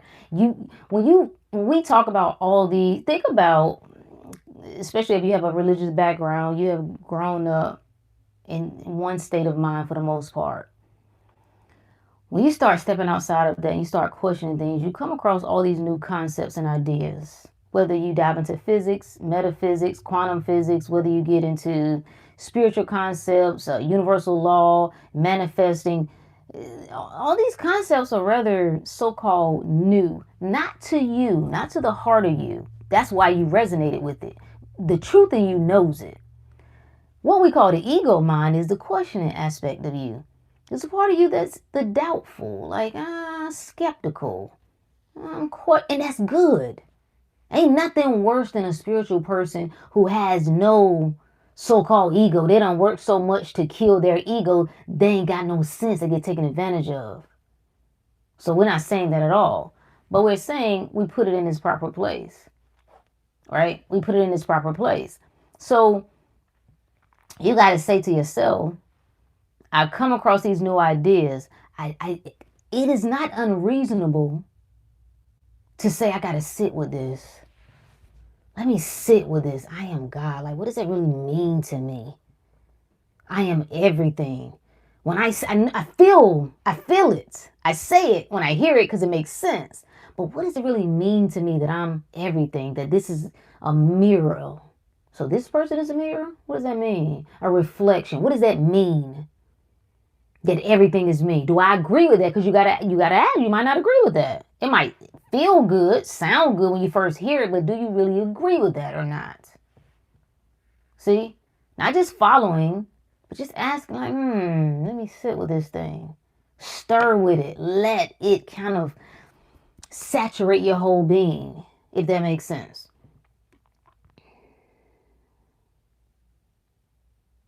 She said Tupac mixed with Obama with a splash of Jeezy. Wow. Okay, sis, I hear you. I had a roommate who was borderline psycho for her SP. She called tarot readers and psychics several times per week. Yeah, that's why I think it goes a little left. That's why I think it goes left. Because any practice that you take up, it should be empowering you. It should be activating you more into master mode, not more into slave. It's you getting clear on you. That's what I think about manifesting anything. It's less about getting the thing and getting clear on I am the person who gets what I want. I am the money. Who else can it be? I don't have to chase it. I am the money. I am the love. I am the well-being. Where people burn out or end up going crazy is when they take that approach. I got to have it. I can't live without it. I need it. And where is it? Why they ain't responding? Why this ain't working? I wouldn't advise that.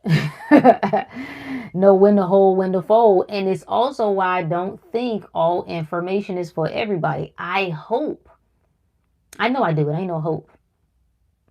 I turn certain people off because they don't need to hear what I'm saying. It's not good advice for them. It's not good information for them. You understand what I'm saying? It's not. It's not. They need to just stick to what they're doing. They need to just, until, I was reading, I came across this really dope lady. I don't know who she is, but man, she's on Substack, but I just like her stuff. Like, it's really kind of out of the world stuff she be writing, but it just speaks to me. And she said something to the effect of, access does not give you readiness. Okay? Readiness is what gives you access. What has happened with people having access to so much, people are trying to grab host to things that they're not ready for. And when I say not ready, it doesn't mean that they're really not ready. It's that their mind won't let go of certain things. That means you're not ready. It's like trying to force people out of the church. Don't try to force people to wake up. Don't try to force people to see what you see when it comes to God or religion or Jesus or whatever, because you leave people hanging. They feel they need that. If you disrupt their psyche by causing them to question things that they're not ready to face, now you drive people crazy. Yeah, you're not doing it. People drive themselves crazy. But you see what I'm saying? It's like, it's no need. Just let that be. Let people do whatever makes sense for them to do when they're there. Don't worry. When they get to a point where they can't do it no more, they're going to move on their own.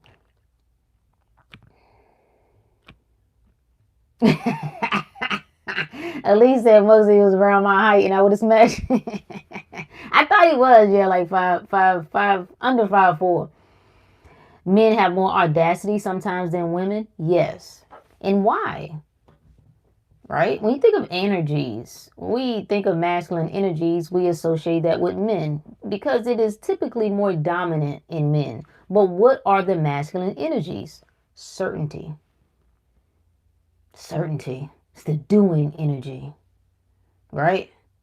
That's that firm, unmovable. Like, this is why you need to you need the masculine energy. You need the aspect. Think about the conscious mind. Think about the ego. Think about it. Think about the energies that come with that part of your mind when it comes to decision making, when it comes to why it's so difficult for people to leave their old world is because they locked in that mind, that energy of, this is it. I ain't moving. This is the truth. See, the feminine energy is the being.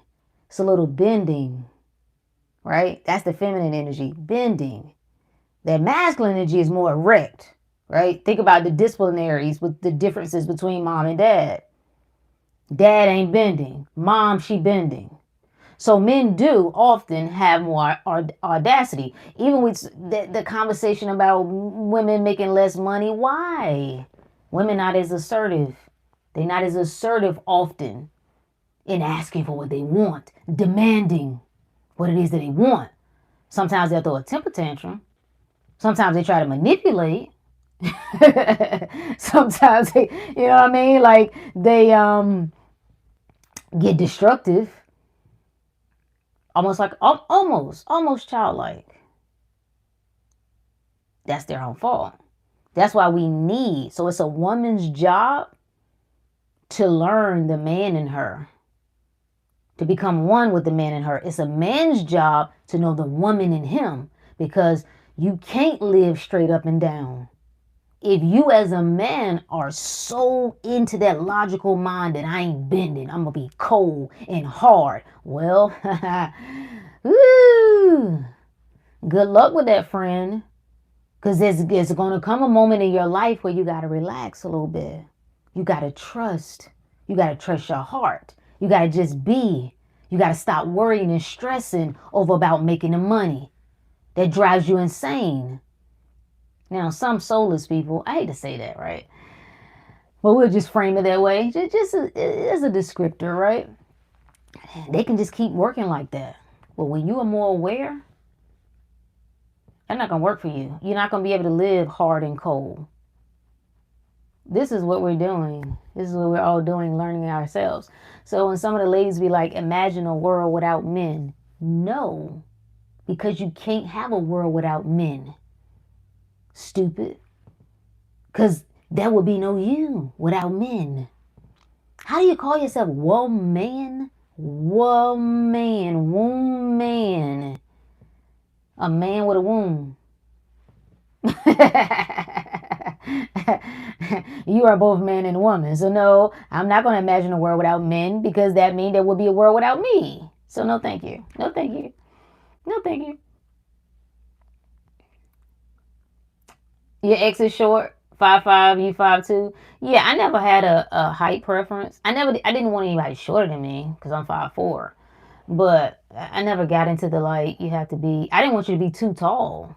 That's my thing. Like I don't want you too tall. Like, bro, I'm down here at your waist. Like, no.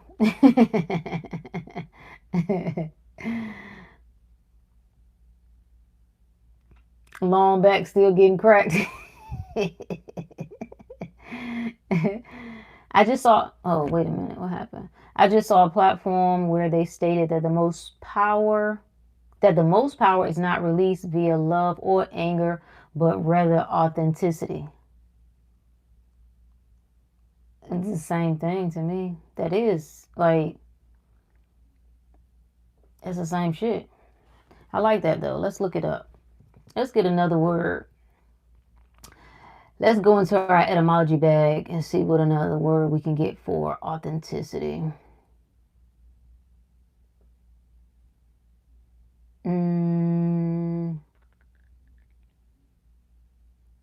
It says original, genuine, principle, one acting on one's own authority,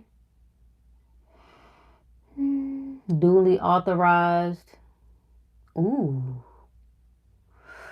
Okay. Coming from autos, meaning self. Hintes, meaning being. Yeah. So when you are authentic, being genuine, being true to you, that is love.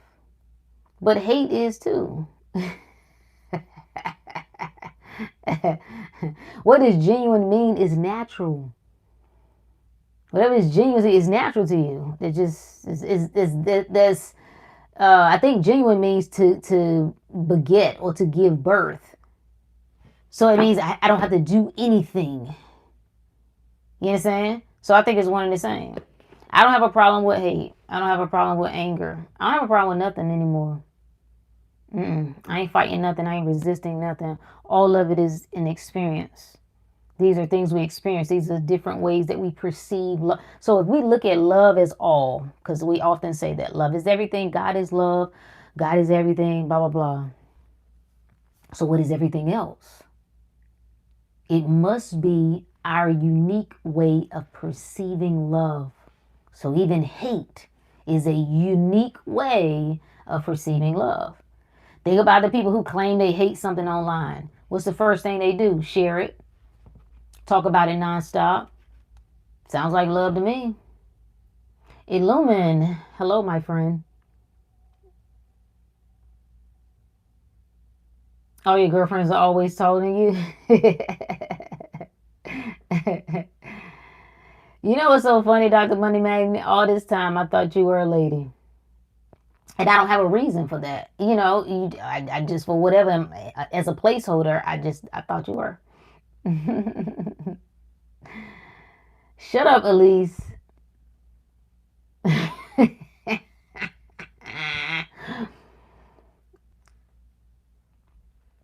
I'm not doing no bending in my chat, okay? Ain't no bending going on in my chat. All right, there will not be no bending up in my chat. The only bending, okay, we don't have no bending now. Never mind. Never mind. No bending. It's just no bend. Bend free zone here, okay? Other than you bend into what you want. That's it. That's the only thing that we bend into. The only thing that we surrender into, what we want. What if there are no rules? What if today is the day? What if you ain't gotta wait for nothing? What if it ain't no delay? What if you already perfect? What if you was loved your whole life? What if you can think whatever you want? What if right now you can just, if the past is just a thought, you can't get there other than by thinking of it. You have to draw it in your mind. You have to allow it to come to your mind. What if you just created a new past? People do it all the time. We call it selective memory. What if you just decided you were loved? You've been loved. You've always been loved. What if you told yourself, that's the only memory I have is being God? That's the only thing I remember. I only remember being loved. I only remember being rich. I only remember being taken care of. That's all I remember. That's all I remember. What I like about this exercise is you find out how much you like the other story. You find out how sexy it is. That's what you find out. You find out how much I default to that. When I could just put it down. I could just put that down and just say I had enough, friend. I'm good. Nah, I ain't gonna tell that no more. Nah, I decided from this day forward, I'm gonna be loved. I'm not gonna be afraid. I'm not gonna expect that somebody is doing something to manipulate me or trick me. I'm not gonna make assumptions that somebody's trying to use me, take advantage of me. I'm not gonna assume that somebody is trying to be an energy vampire. And these are all stories I have to entertain in mind, and I'm just deciding I'm not gonna entertain it. What would that look like? Just a question. That's what we all got to answer. Why won't you let? I've had this. You really have to just get into this dialogue with yourself, like guide you, human you. Like, hey, what's good with you? It looks like Tina is stressing right now. It looks like she's overworked. It looks like she's pretending to be concerned about this working out. Are you just dialogue? You're watching yourself experience all this stuff. You don't have to make meaning. You don't have to give it meaning. Yeah, I guess what I want. I guess what I want. I'm in touch with my feminine side. You better. You better be. All the smart men are. All the smart men are in touch with their feminine side. All of them also know the power of a woman. They all know. They all know. They all know. They all know. They know the power in pouring into a woman. They know the power in supporting a woman. They know the power in taking care of a woman. They all know. They all know. I love them. Shout out to those men. Delicious. Your presence. I love it. I love it so much. The rest, they're fighting the inner woman. They're fighting that woman. They're fighting. They're tussling. They're trying to prove that they can silence that woman on the inside. So they go to numb, they go to escape, they make excuses, they project, they blame others. Then to further hide, they get busy doing stuff. They can be very ambitious because you can hide behind work. Ask me how I know. So that becomes the goal. That's how I'm going to solidify this thing. I'm going to validate myself as not needing that by getting some sort of validation from the stuff. So if I can figure out how to make the money, right? Figure out how to get some of the little scallywags, then I'll know I'm him. It never works though. You can do it. You can do it until you can't. It never works. Rook got this what I don't like. It ain't 85 degrees. Shut up. Actually, I don't. I actually I kept it a little cool today. So see my little. And I put the sweater on because the top I had on had my titties hanging out. So, and I was trying to be wholesome on the live. That's the truth. If we just want to be truth about it, that's that's why. So mind your business. Mind your business. Cool is like 76. Yeah. That's cool for me. No, it might have been 75. It might have been 76. Yeah. I'm going to get one of them men. Yeah. Yeah, absolutely. Why not? Why would you get any kind of man other than the one you want? Why would you get any kind of woman other than the one you want? Why would you get... Here's the thing when the ladies complain about doing things for men. Why are you with a man that you don't want to do nothing for? Like, bitch, you in the kitchen. You already... Like, you can't make the nigga a sandwich? Why you with somebody that you don't want to make a sandwich? That don't make no sense. Just be by yourself or go be with somebody that you don't mind doing that. Same thing for a man. Like, now, you know what I'm saying? She want me to go and walk around the store with her. Why are you with somebody that you don't like hanging out with? It's not what she's asking. What the person is asking, what the man is asking, what the woman is asking, for the most part, that's not the issue, friend. You just don't like them like that. So instead of addressing why you're in this situation with the person you don't like, you now want to make it about them. You want to make them a problem. They just selfish. They just want too much. They never satisfied. You know what I'm saying? They always trying to drain your energy. No, no, no, no. What? What? Listen, Elise, we're not talking about my temperature. I'm not answering no more questions. We're not answering no more questions. We're not answering no more questions. See, that's why I got my sweater on. See, you see? Because it becomes a distraction. I need you to stay focused. I need you to stay focused on the message. Y'all crazy. Y'all crazy. So, what was that? Yeah, Sharon, come on in to the other side. Come on and join us. Yeah. We just dive in a little bit more. We got some challenges that we do, and then we just we kind of 10x what we do over here on YouTube. Yeah. When I talk about no teddies, we'll talk about getting what you want. But so if teddies is what you want, then whatever. But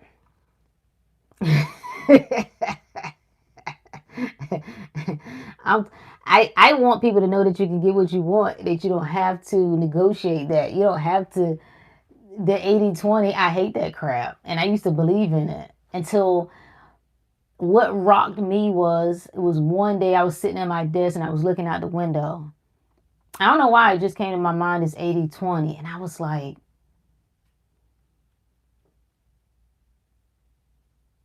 I need the 20. Like, I need that 20. That 20 is like, that's the heart. Think about your whole body. Think about from head to toe your body. You have arms, you have fingers, you got all these limbs, you got all these surrounding organs, right? In the grand scheme of things, the heart is kind of like this small little part right here in the center. But nigga, it's the most important part. I need the 20. I need the 20. I'm not going without the 20. And it just hit me. I'm like, they're wrong. I've been repeating this because other people have said it, but they're wrong. No, it can't be 80-20. Because this 20 here, it's like, could I go without a toe? Yeah. Could I go without 3 toes? Hell, I could go without a foot. I could go without a leg. I can't go without my heart. I can't go without that. So that 20% is more than 20%. It's the most concentrated part. You getting a drink, you go to the club. It's like, listen, you got 80% juice up in here. We got 80%. You know what I'm saying? That should be good enough, right? You shouldn't care about how much of the alcohol is up in there. No, the alcohol is the most important part, ma'am, sir. How much is how much you put of that in there? You can't tell me that long as I got the 80, that the 20, the long as I got mostly a drink, mostly ice, that no, no, no. Mm-mm. You said as long as you look good, we can focus on the message respectfully. Okay, I got it.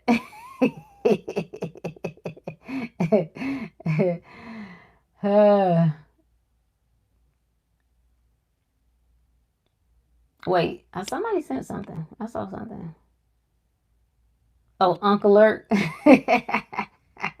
Appreciate you, April.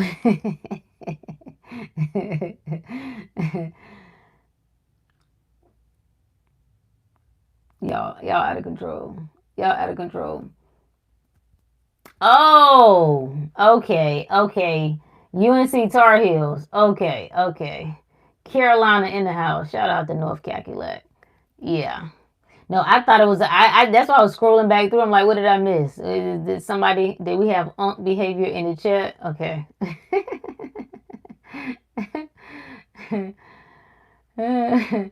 So yeah, shout out to North Cackalack, hometown, hometown. I love North Carolina.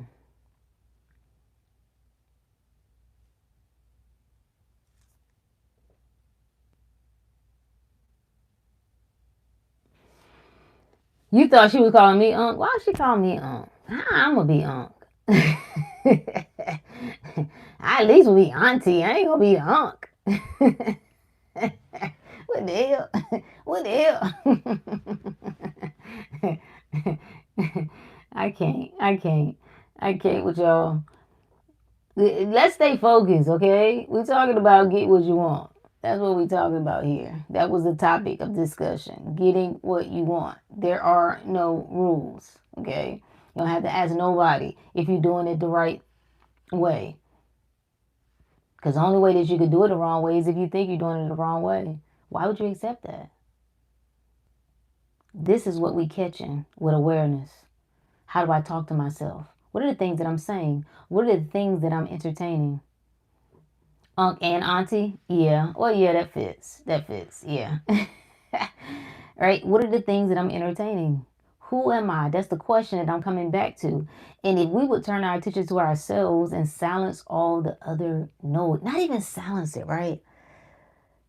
Because it makes it like the noise is a problem. I know I don't even like that perspective. I'm just turning my attention from it. I'm just turning my attention from it. And I'm putting it on what I want. I'm putting it on myself for the first time in my life. What do I, can you answer that quickly? Can you answer? I wish this worked like IG lives. Like I just like people could just request to come on. Like if I ask you to come on and say, what do you want? Go. You got 30 seconds. Can you tell me? What does it look like? What does your ideal life look like? Your ideal body, your ideal love, your ideal relationship, your ideal home, your ideal work. Maybe it's no work. Maybe like, nigga, I don't want to do no work. Damn, I forgot to do that. That's okay. Like, do you know? Do you sit with these things and have sessions? Do you have therapy sessions with yourself? Do you have readings with yourself? If I want you, I'm going to get it. There we go. That got to be the vibe. That got to be the vibe. I thought she confused me for a ram instead of a goat. Never, my friend. Never. Never.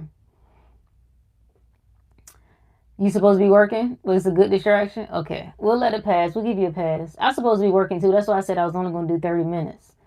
Because I got a bunch of stuff to finish up. So, that's all I got. That's all I got. Any questions? It should be simple, right? Decide what you want. Decide you ain't living without it. I know, but what do I do? What do I do? What? Dag, champ, you joining in too? I did say only 30 minutes. Dang, dang, dang, shots fired. At least actually got me because she asked me, messaged me, was like, "Are you going live?" I was like, "Nah, I don't think so." And then I was like, "You know what? I'll go right now. I better do it right now before I change my mind." I said, "But I'm only doing 30 minutes." I don't even know what 30 minutes is. Dr. Money Magnet said, "What I want is peace and quiet most of the time." Okay, I like that. Plus unlimited amount of cash flow. I like that. Like infinite cash flow all day, every day. I love that. We there, friend. friend. I'm with you. I love that. I love it. Like, shouldn't it be easy? If I'm God, if everything is me, I'm all abundance. If money is everywhere, like right now, money is everywhere. It's everywhere. It's everywhere. You're looking at a device, money. You're wearing clothes, money. You sitting somewhere, money. You in some place, money. You drove something today or you rode in something today, money. Money is everywhere.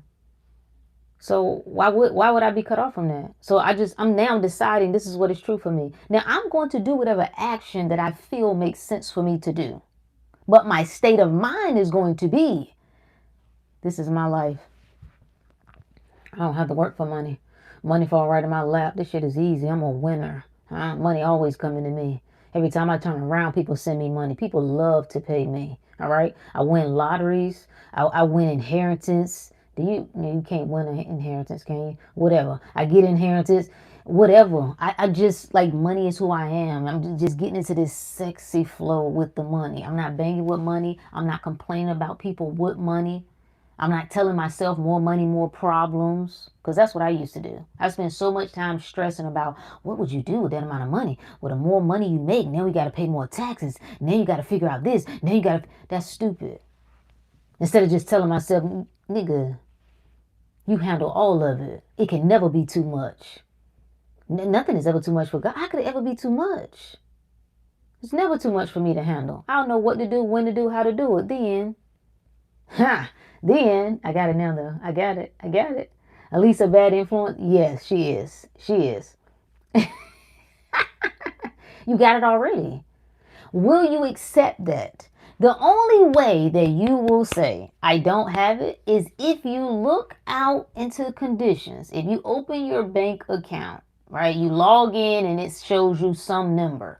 You must say, well, that's a sign I ain't got it yet. Because if I had mailed you a check for $1 million and I told you I put it in the mail today, you look at your bank account today and maybe it's only $1,000 there. Maybe it's only $100 there, whatever. What would your state of mind be? Would you care? You probably go ahead. If you only had like $100, you probably still go and buy you like a $60 dinner. Like, nigga, I don't care, nigga. Rook, my girl done came through, nigga. It's up. Don't nobody say nothing to me, okay? You be so hyped. You wouldn't be worried. You wouldn't be stressed. You wouldn't be saying, what do I need to do now to think more about money? How do I get more into a money flow? How do I really manifest the money? You wouldn't do any of those things because it's done. No, that's the state of mind. It's done. It's done. Every time your mind says, what about this? Oh my God, how are we going to take care of this? How are we going to help so-and-so? Blah, blah, blah, blah, blah, blah, blah. It's done. It's done. It's done. You just remind yourself this is something I don't have to worry about anymore. I know you feel anxious. I know you feel worried. Listen, I know you tripping right now. I'm not even judging you for tripping. This is you talking to yourself. I'm not even judging you for tripping. Okay? You have every right to trip, but you don't have to do anything about that anymore. That's taken care of. It's done. Boom. Sharon said, we need questions. How does a person ensure he or she is not walking into a wild, wild west environment with no rules applying?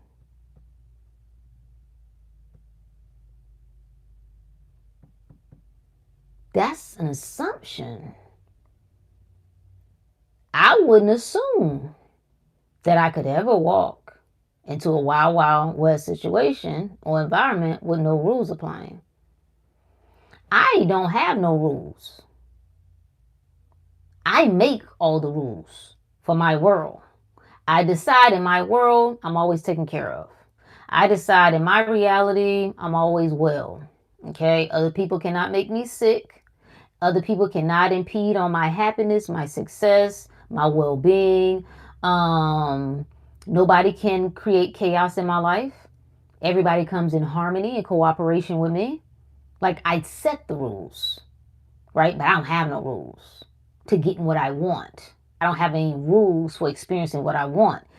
And if I happen to notice, because as all awareness, I can notice and be aware of anything. So let's say I become aware of some chaos. I become aware of things looking a little unstable, inconsistent. What do? I stick to my story. I'm going to live in whatever way I need to live. Make whatever adjustments you need. I mean, we still humans, right? We still got lives. We still interact with people. We talk to people. We go places. Some of us work, have families. You still doing all the little human stuff. It's just the mindset. It's the state of mind. This is who I am identifying as now. I get what I want. Everything works in my favor. I stay still and don't move no matter what changes around me. That's it. I also don't take my mind and use it to create scenarios that I don't want to bring alive. So I'm not going to think about. It's like the idea of illness. I saw some stupid post about like AI had figured out how to do. It's funny when people claim not to believe things, but they'll believe all of the nonsense. It's like, it's not that you're not a believer. You do believe. Like when fear comes down the pipe, it's like we don't listen to the government. We don't listen to the news because they're always lying. But the moment they give you something to be afraid of, you take it at face value. Oh, you better not eat that lettuce. So the post said, let me see if I can find it right quick.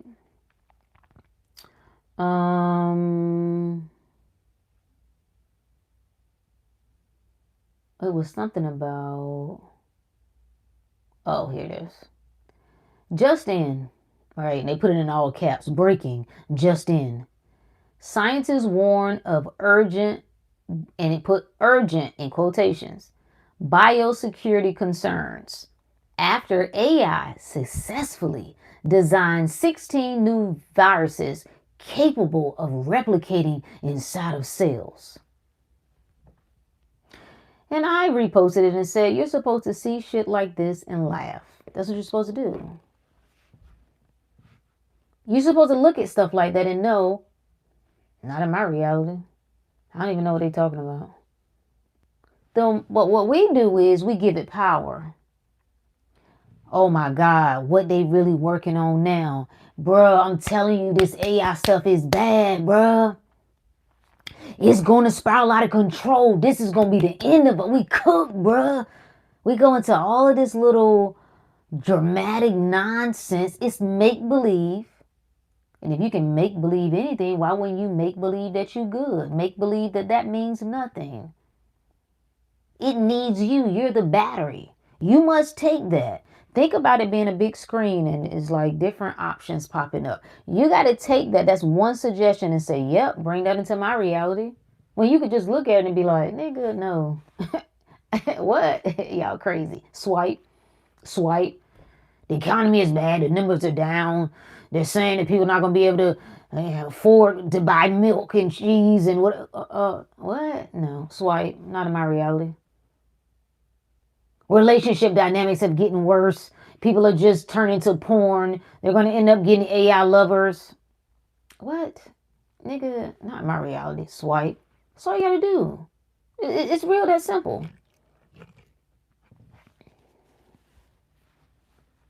Wait, what?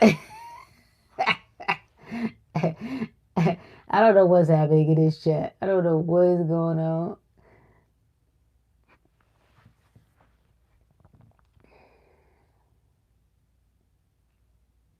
Pastor, what's up, my friend? How are you? I can see you drawing a weapon in the Wild Wild West. Yeah, yeah, I can see that. Yeah, it'll be a cute weapon though.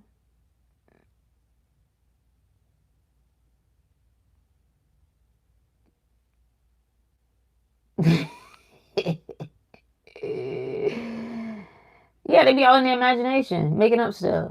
And it's not a problem. Good. God is your imagination anyway. But why are you using it to make up nonsense? Why are you using it to make up scenarios? Why are you using it to create an ugly world, a dangerous world, an unsafe world where men are horrible and violent and women are selfish and unloving? Why are you using your mind for that? Questions you must answer. I'm definitely swiping and blocking, not in my reality. Facts. How do you deal with burnout or fatigue? It depends. I mean, if I'm burnt out, I'm burnt out. I'm going to acknowledge everything. I'm going to let everything be. There are times that I'm just tired. I feel overwhelmed. First, I'm going to honor whatever it is. When I feel good, I honor that. When I don't feel good, I honor that. Then once I honor it, I can get into like, whew, what is that about? Right? Is it connected to something? Have I done a little bit more? Have I overextended myself? Am I living outside of what I really want and desire? Because sometimes burnout is coming from doing shit we don't really want to be doing anyway. And we making excuses for why we got to keep doing it. So getting to the root of it. But I wouldn't make it wrong though. You know what I'm saying?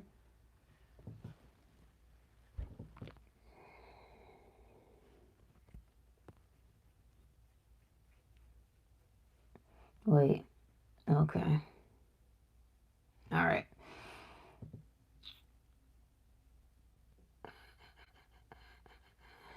Just remember in ancient, they would only use imagination to heal, prosper, and grow. That's it. That's it. All is mind. The universe is mental. That's it. Why my thing look so jacked up? That's it. There is nothing else. There is nothing else other than your mind. Use your mind productively. Think only in your favor. Use your mind to see things working out. When you happen to notice things that you don't like in your mind, you don't fight it. You acknowledge that for what it is. You remind yourself that it means nothing and it has no power. I know we say thoughts become things, right? Well, or we say things like thoughts create. Yes and no. You have thought a bunch of horrible things. It didn't come forth. See, create means to bring forth. You have to bring that forth. A thought is a suggestion. So it can become a creative act. It can, but you got to decide. Which is why I have released myself from the need to fix thoughts. I ain't got to fix no thought. I think crazy stuff sometimes. Because I can pick up so much, man. Like I think at one point I was like borderline close to what people describe as schizophrenic. That's what it seemed like in my head. Like you just, it's like very overactive, like nonstop. Like it's just this and that and boom, boom, boom, boom, boom, boom, all of that. But the moment I stopped fighting it, stopped trying to fix it, put my attention on it, boom, that's that. Okay, I see you. No, I hear you, but no. Yeah, yeah, no, yeah, but no. Like that's turning the light on it. That's you. When your awareness, consciousness is light. Then it kind of started to dissolve on its own.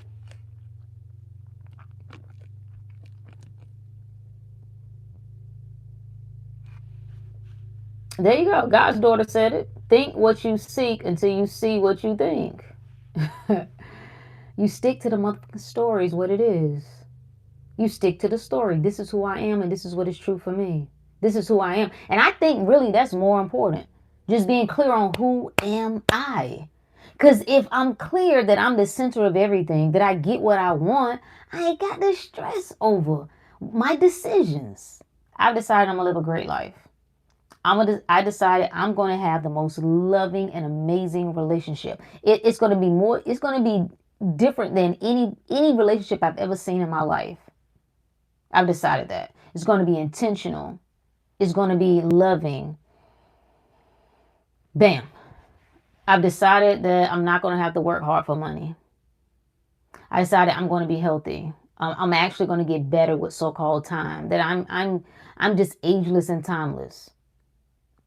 Now, friend, the moment you get clear on what you don't want, what do you also get clear on?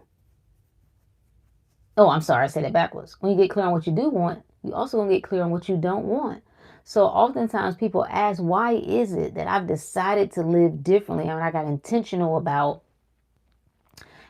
manifestations or affirming or whatever. And it's like, my thoughts are getting more out of control. Like I'm seeing more evidence of stuff is crashing and going worse. And some people like to say it's a test, but that don't make sense to me because who's testing me? Me? Who's testing me?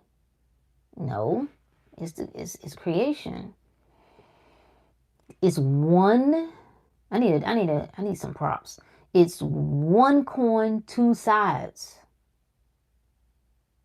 One coin, two sides.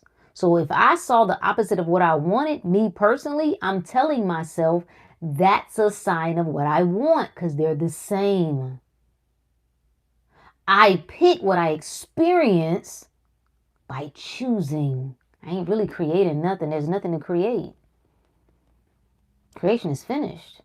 I'm choosing. It's a selection game. Stick to your story. Even when you see what you don't want, choose what you do want. Even when you see the unwanted, choose the wanted. Even when you see the undesired, choose the desired. Don't judge yourself. No matter what you do, no matter what you think, no matter what you feel. Ta-da. That's it.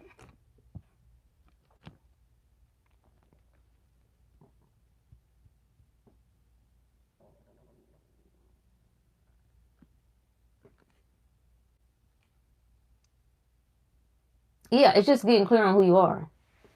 When you worry about other people, you're not clear on who you are.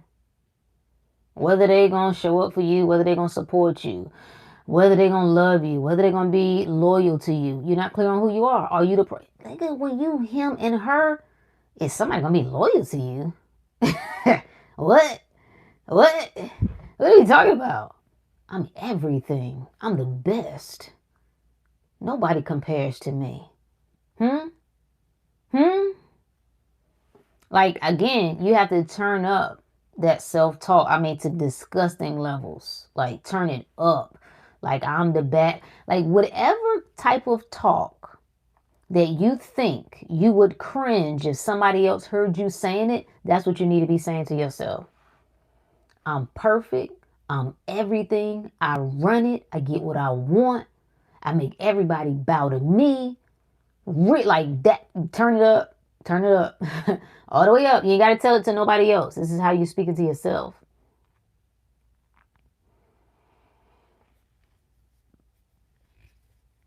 Elise said, ever since I started being honest with me about who I am, it's been gravy. That's it. That's it. Not fighting it, not trying to correct it. That same thing. That's what I got caught up in. I got caught up a little bit in that, especially on the religious side of being this Proverbs 31 woman. No, nigga, I'm Rook the Great, nigga. Okay? That's who I am. I know what. There are different aspects of me, okay? But I'm not going to deny that this part of me. I'm not cleaning that up. I'm not fixing it because there ain't nothing wrong with it. Now, at any point, I choose. Ooh, a little less of that, Rook. Ooh, a little more of that. But I'm not fixing myself. That's what religion tells me. That I'm broken. I'm a sinner. I need to fix myself. Spirituality tells me that I got to right some wrongs that I did in previous lifetimes. False. I don't accept that either. Don't be giving me work to do, right? You ain't going to tell me, and this is me talking to myself, you ain't going to tell me that I'm all that is, that I'm God, and now I'm imperfect and I got things I need to fix. No, I'm not going to do it. I'm not going to do it. I ain't doing it. I ain't doing it. I ain't doing it. I don't care. You ain't got to talk to me. You ain't got to talk to me. You ain't got. I don't care. You can't threaten me with loss. I've already said that. You can't threaten me with no loss. You think this is why I encourage. Go to hell. Allow yourself to go there. Allow yourself to just burn everything down. Feel every pain, every suffering, every misery, every horrible thought about yourself. Feel it, hear it. Watch things collapse and fall away and see what's standing. And once you see that you still standing, ain't nobody gonna threaten you again. The world ain't gonna threaten you with loss. Well, the food is running out. No, it's not. I always eat. I'm gonna always eat. No, it's getting so high, you ain't gonna be able to buy nothing. Yes, I am. I'm gonna always be able to buy what I need. Can't threaten me with that. Can't threaten me with that. Well, we're gonna shut everything down. You ain't gonna be able to leave the house. I'm still gonna leave the house. I'm still do whatever I want to do. You can't threaten me with that. Well, if you don't act like this, then you ain't gonna get no man. Yes, I am. Yes, I am. I'm the best thing that ever happened to any man. So I don't know what you're talking about. Next. It's unshakable, unmovable. You can't fucking move me with your bullshit. That's fear. That's fear. And I'm not doing anything different. This is why I said everybody don't need this message, because this is not good advice for everybody. It's not good advice for everybody. I'm just saying me. This would not probably be good advice for Rook 15 years ago, probably. You know what I mean? It wouldn't.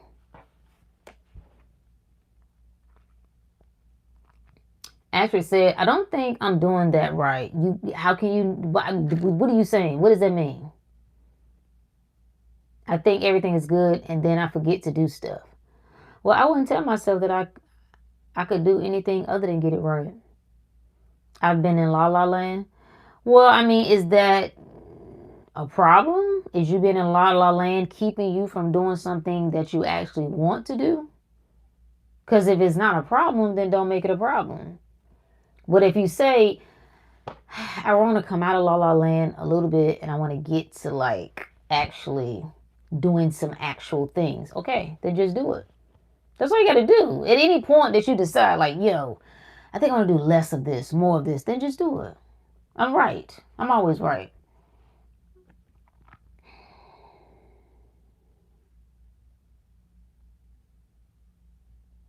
Yeah, trying to fight it is draining. If you ever want to know if you're going against yourself, if you're denying yourself, that's the number one indicator. You're drained. You're drained with trying to be a good person. You're drained with trying to fix yourself.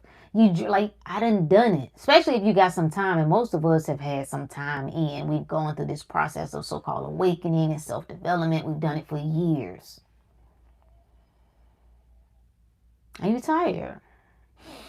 Indicator. Indicator. Indicator, friend. Just let go. Surrender. This is who I am. Yeah, face that ugliness in you. Face that part of you that you said is that don't make you proud, that make you a little ashamed, that make you a little guilty. I actually do think this. I actually do like that. Just face it and see what happens. Stay away from hell. You can't. You can't. It's part of it. You can't have heaven without hell. I'm telling you, you go to hell one good time. I've had to go several, but I kind of fell in love with challenges and struggle and all that crap. I finally learned, like, okay, I actually don't. Like, this is it. I don't need no more of this. I'm good on it. There's no more lessons to learn here.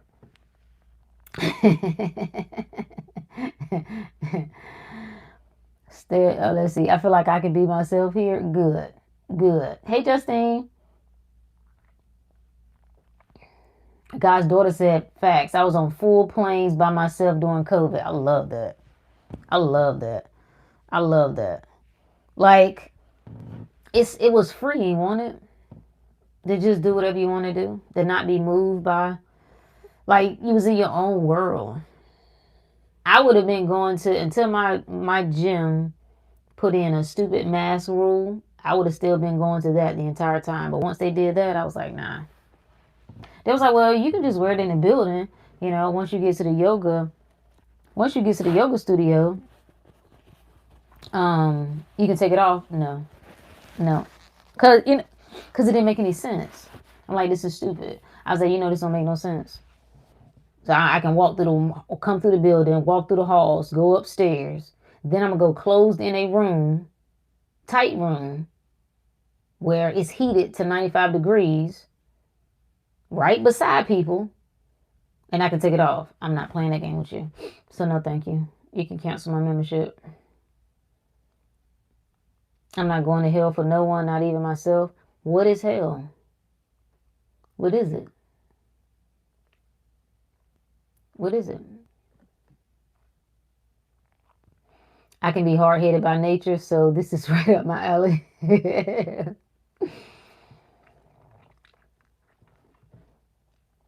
Hell can still exist without me being there. I like that. I like that. That is absolutely true. Because all things exist doesn't mean you have to experience it. So I am not trying to convince you, friend. I like that. I like that perspective. Like, listen, y'all might have to go. I ain't got to go. I'm good on that. And I like that. I really do. That's like saying go to jail. Jail will exist without me being in prison. Facts. Facts. And the main message is to deny nothing. That's all. Just don't deny any part of life experience. So if you like heaven, see that heaven and hell are one and the same. If you do that, you wouldn't resist hell. If you see the good thought and the bad thought as one and the same, you wouldn't resist the bad thought. If you looked at pity and power as the same, you wouldn't judge yourself when you felt pitiful. That's the message. It's all one. What? Is my hair real? Is your mama hair real? Huh? Huh?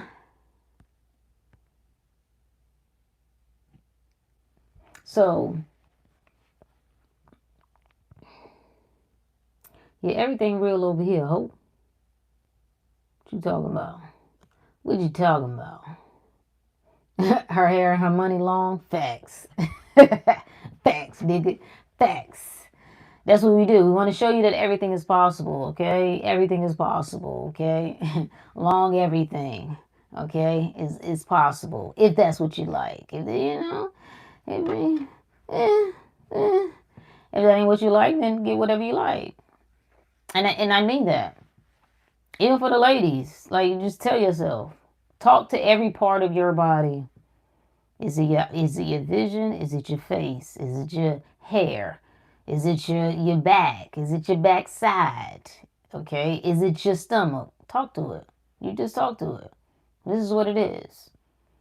This is what it is for me. This is how it looks. This is my whatever. This is how it looks for me. That's what you're supposed to say. You don't look at yourself and then just say, oh, okay, well, that's jacked up. Everybody can't get that. Everybody can't have that. That's stupid.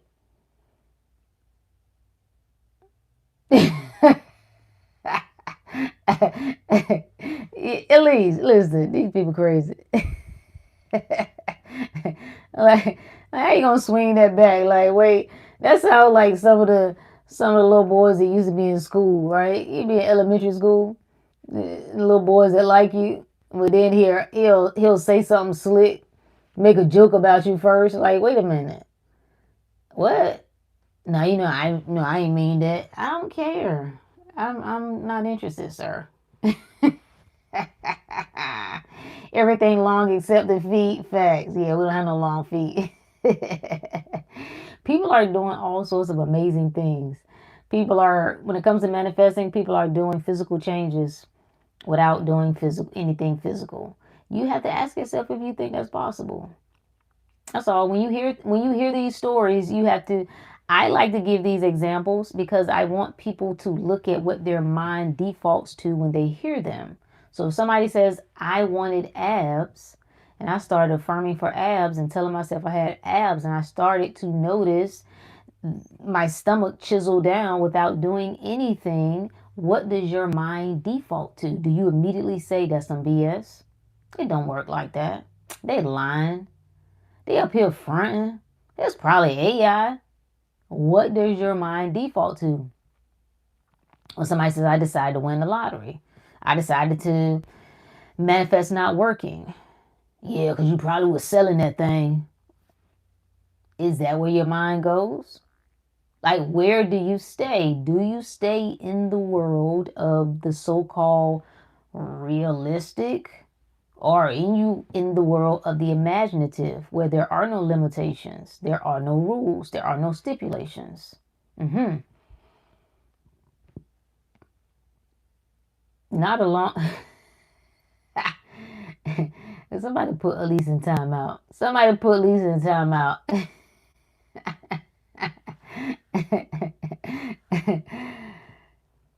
Rook get on my nerves. I'll be up thinking tonight. Yes, but it'll be for my good facts.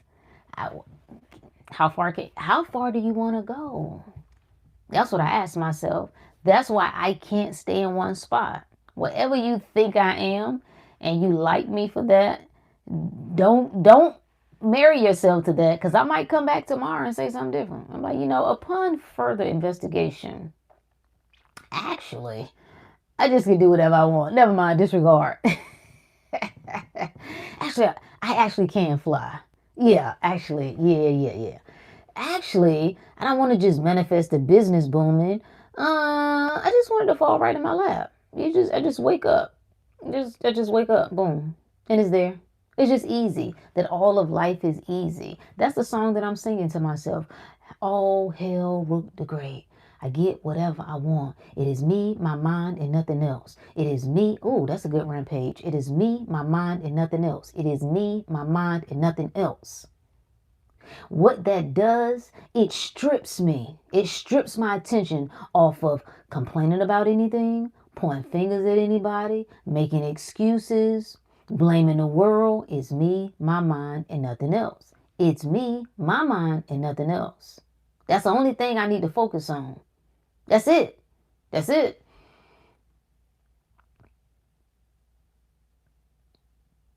She needed to be in timeout an hour ago. That is true.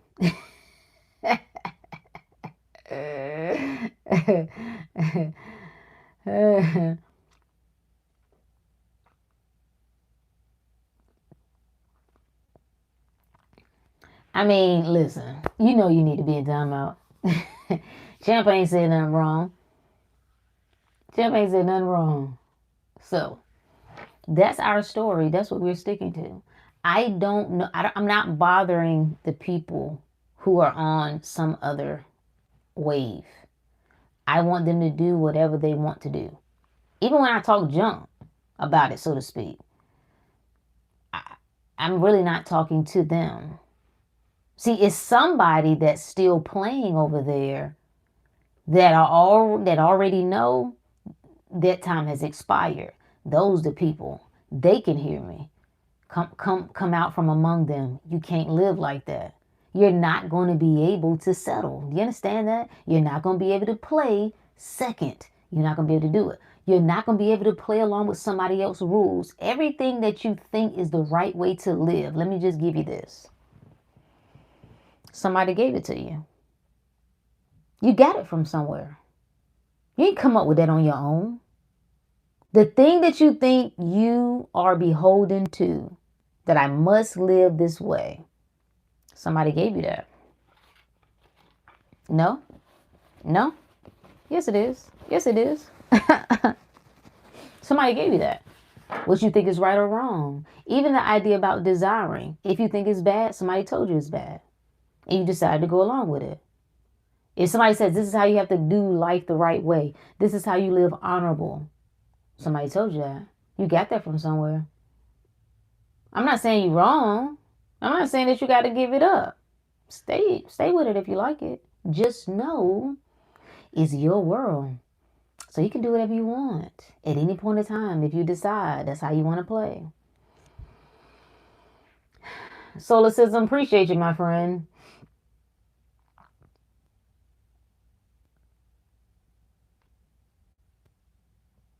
So that's our good word. That's our good word for tonight. I have nothing else. That's it.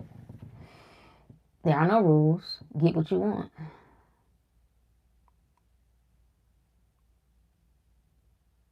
Ooh, good question.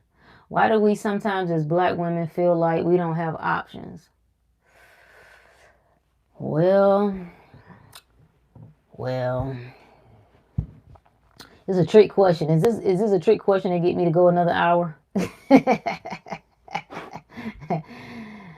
Think about it. Just think about our upbringing. Just think about it. It's not even a deep question. It's not even complicated. We grow up in a certain structure.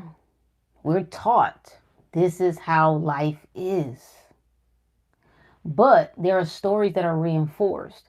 If you continually hear stories about how down and out you are, how oppressed you are, how you're never respected, isn't that popular saying that goes around? I don't know if Malcolm X said it or um, nobody is disrespected greater than a black woman or something like that.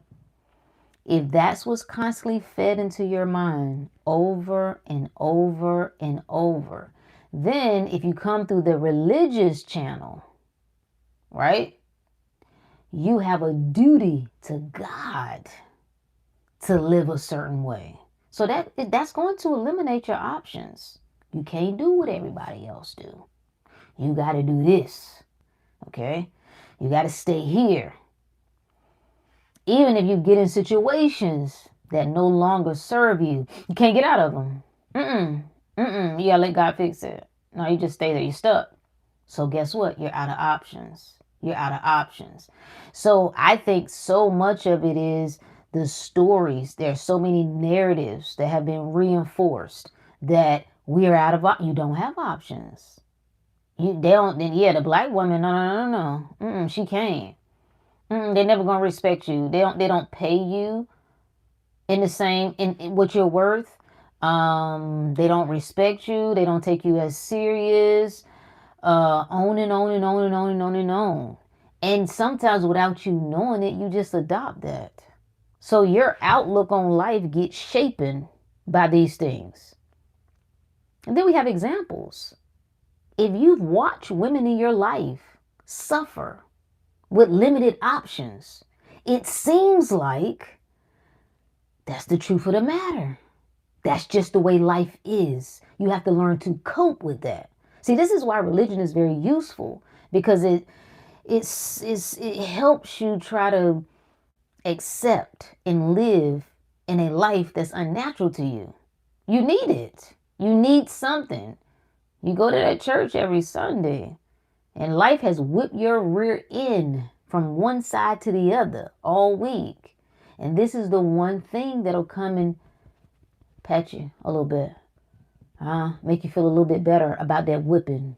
It doesn't tell you that you can just opt out of the whipping. It just says, use me to put some balm over the wounds. So the examples that we've seen, the stories we've been told, the so-called, it is programming. I know we don't want to use that word, but it is programming. So I think that's why we feel that way.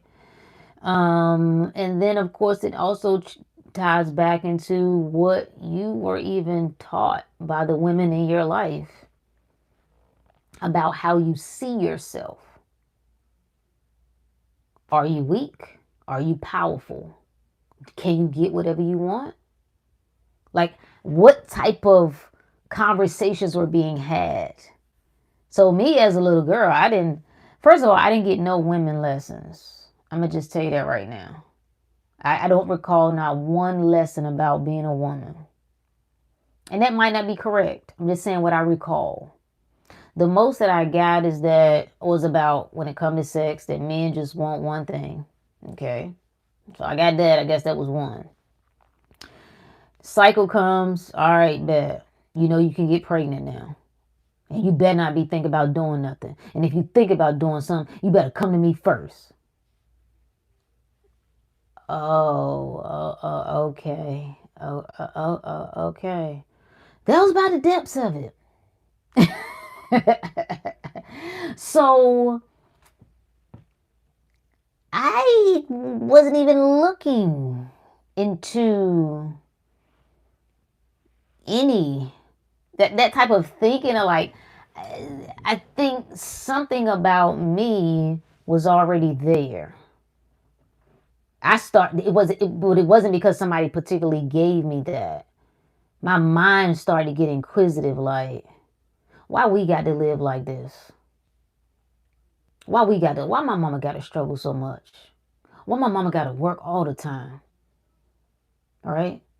She works so much, when she ain't working, she got to sleep and get ready to go back to work. So I just thought it got to be something better than this. That's how my mind started to move in that direction. But I think oftentimes, what if you either didn't get something, or what you did get wasn't empowering at all. And that's why it's on us now, not to wallow there. The experiences were the experiences. I'm not blaming my mother, okay? I'm not blaming nobody. How you gonna blame somebody for not giving you what they didn't even have? They didn't even have the know-how. Like, you in survival mode. Like, what do you expect? So you did what you need to do. It's no right or wrong. I'm not here to argue none of that. It just is what it is. I know now, though. I got a choice in the matter. Okay. Now it's go time. What do you think about not playing fair in an unfair world?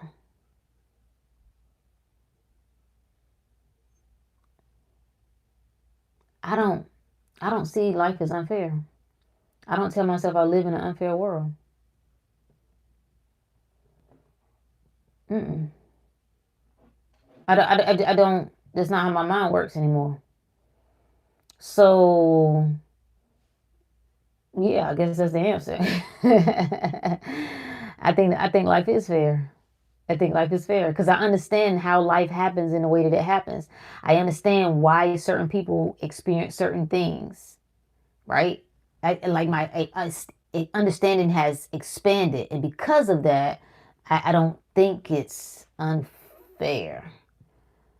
I don't think anything's unfair. Nope.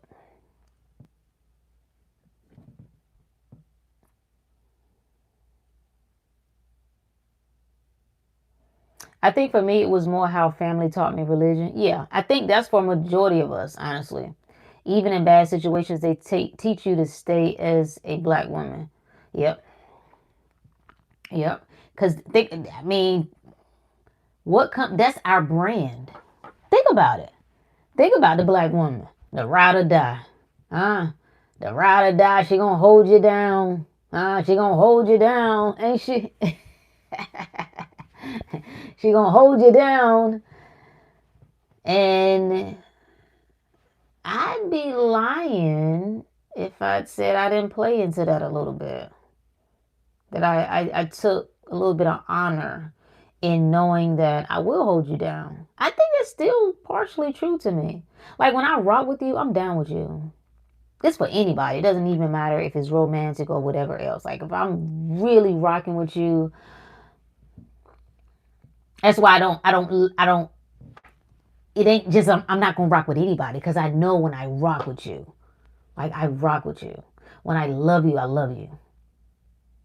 But if I ever turn that shit off, if I ever turn it off, it is done.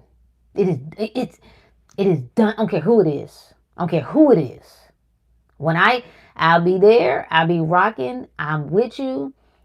We have little ups and downs or whatever. We have conversations. We boom, boom, boom. All of this type of stuff that we do, no problem. The moment that I'm done, though, there is no return. I'm finished. It ain't nothing I think about. It ain't nothing like people. Hey, do you miss me? No. You think about me sometimes? No. But I don't. Would you want me to lie to you?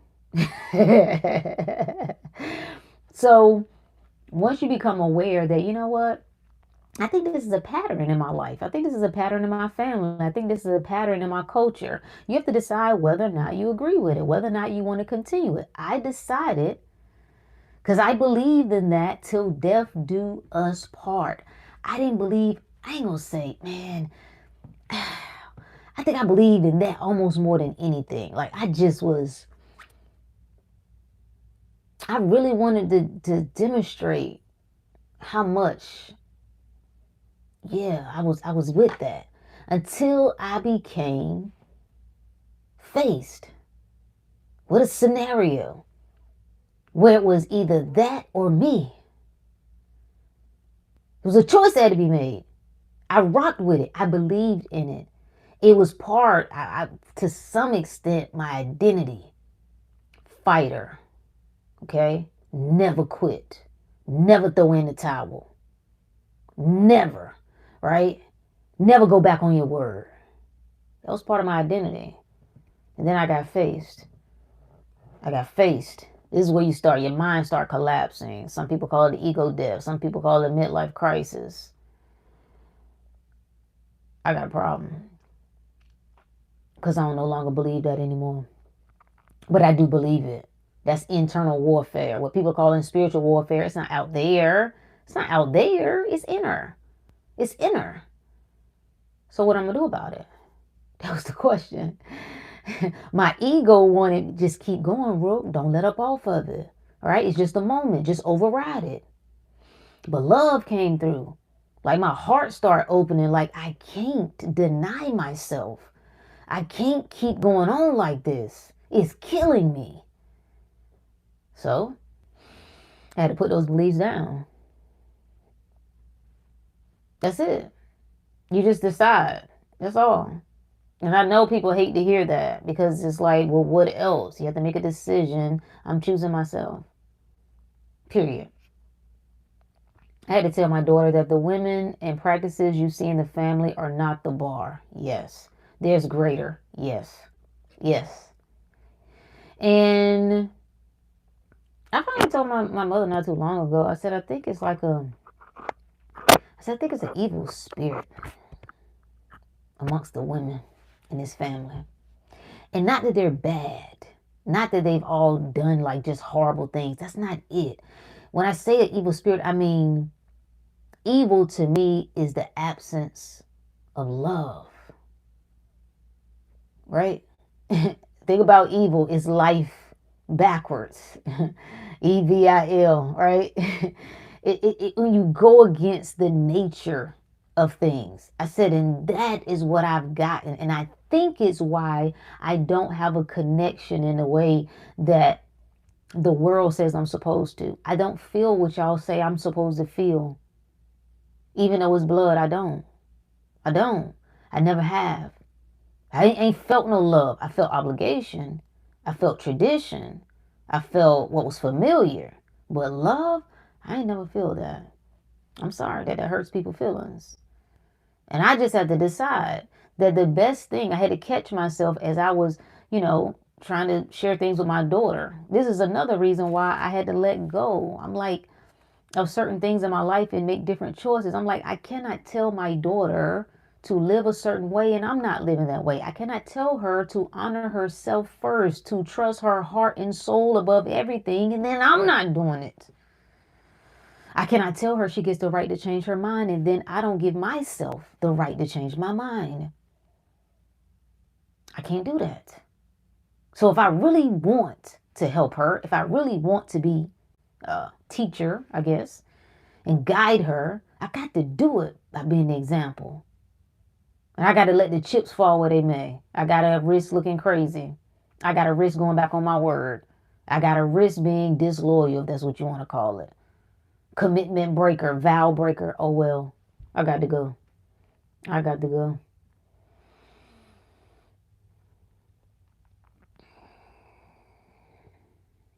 I just learned that men wasn't shit and they just wanted one thing. Yeah, pretty much.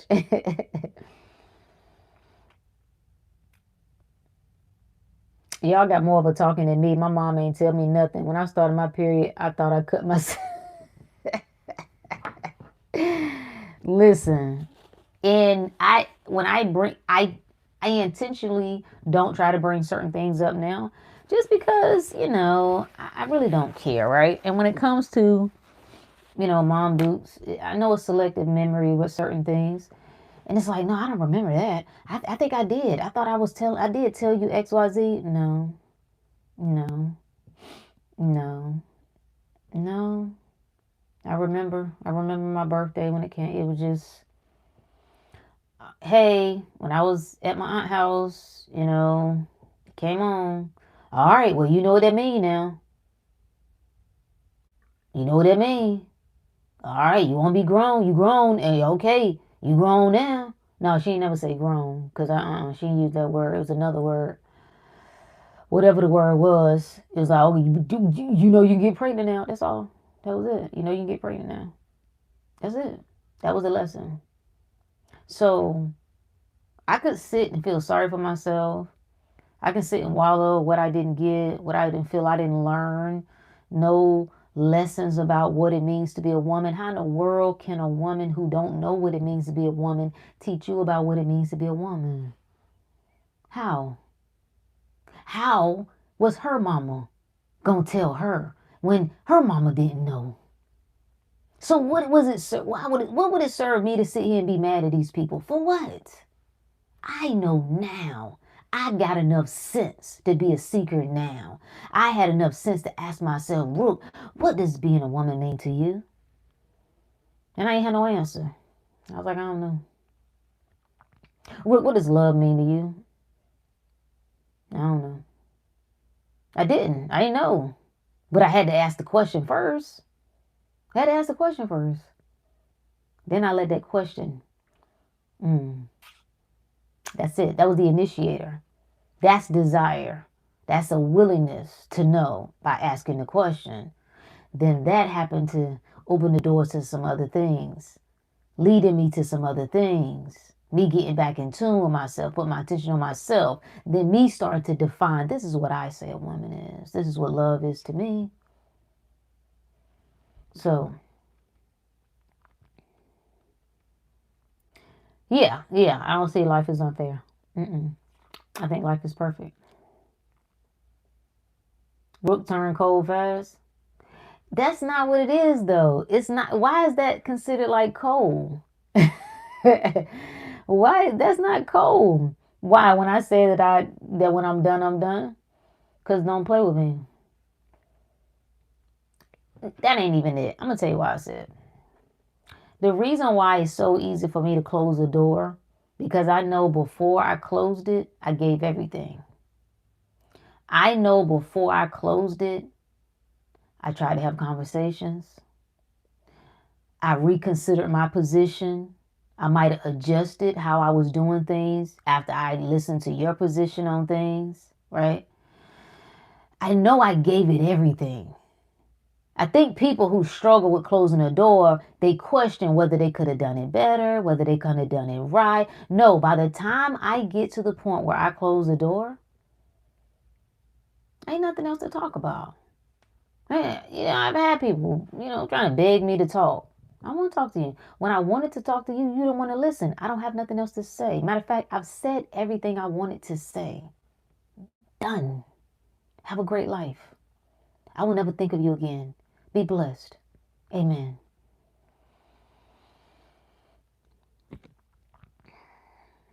Reminds me of the song The Greatest Love of All. That's a good one. I decided long ago never to walk in anyone's shadows. Facts. You just decide, y'all. You decide that all those stories of everything that has happened to you, you decide it no longer matters. Mama, daddy, religion, upbringing, it doesn't matter. It doesn't matter. It doesn't matter. Are you in control or aren't you? Because if it matters, then I need you to readjust all the talkings you've been doing. You're not God. No, you're not. You're not the creator of your reality. No, you're not. Because the circumstance dictates who you are.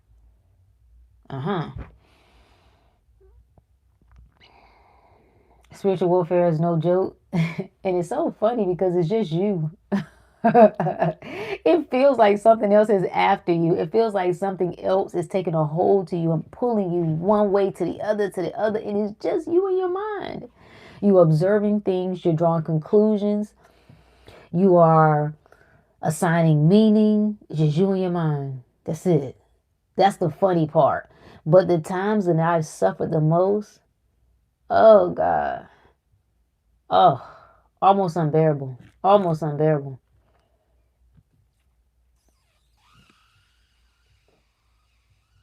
It is not another couple hours. It is not. My battery going dead anyway. See how they set that up? You gonna think of a question?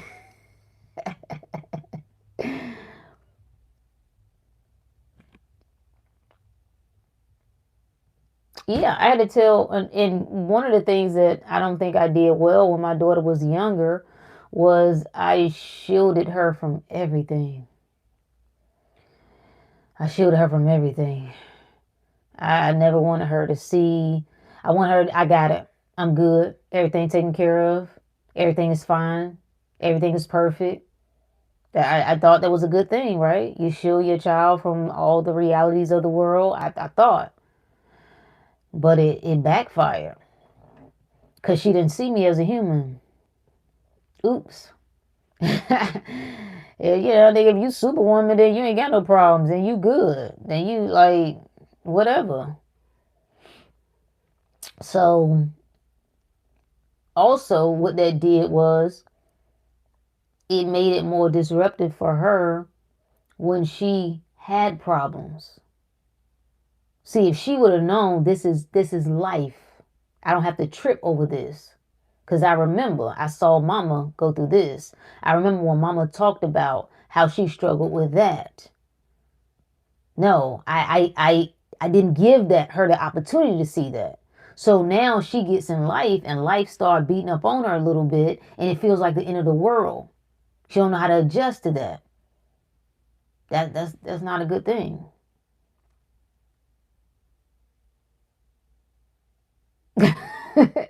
She said my mom didn't tell me I could get pregnant. Thank God I wasn't fast. Well, my mom told me and I still end up getting pregnant. So there's that. There's that.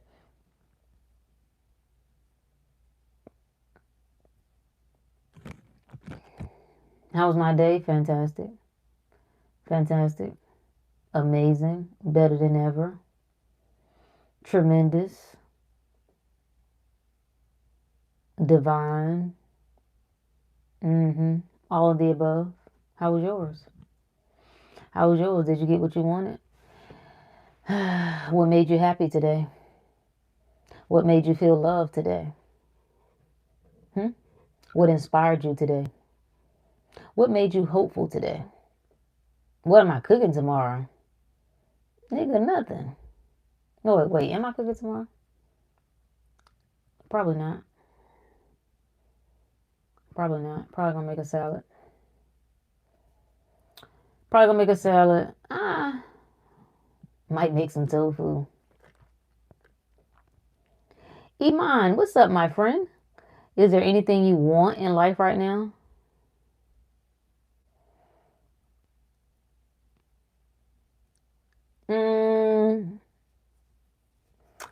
It's like a trick question, right? It's like no, like yes, but no.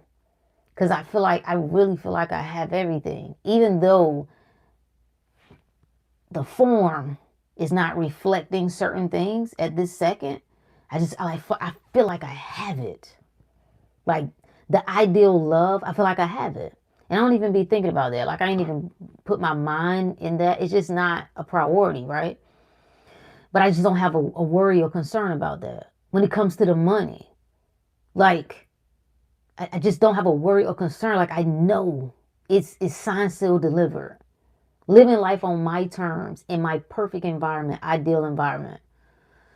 It's certain. It's done. Like I see it.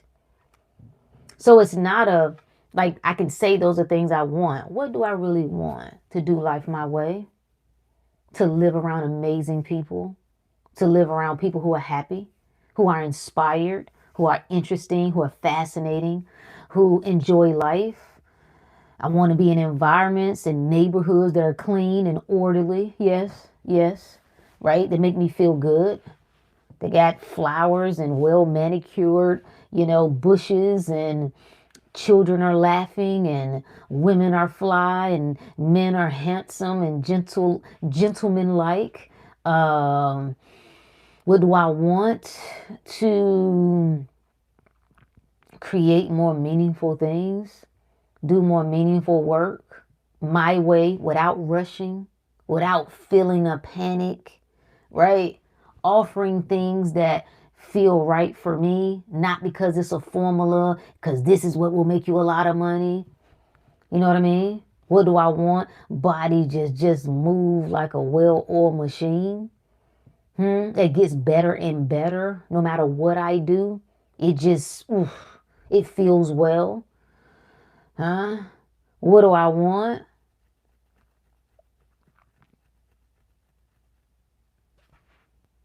Mm. I want to put my dad in a new place.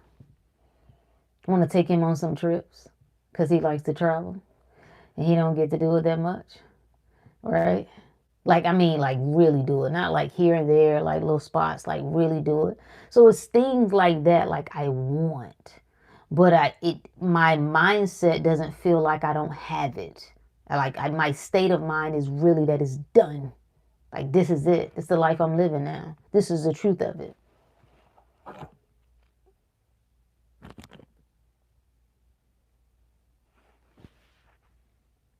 Yeah, yeah. Shielding your children,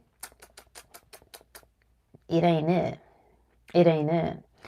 And it's similar to people who try to kill all bacteria. People get into this obsessiveness of killing germs, killing germs, killing germs. They think that killing off everything is what makes them healthier.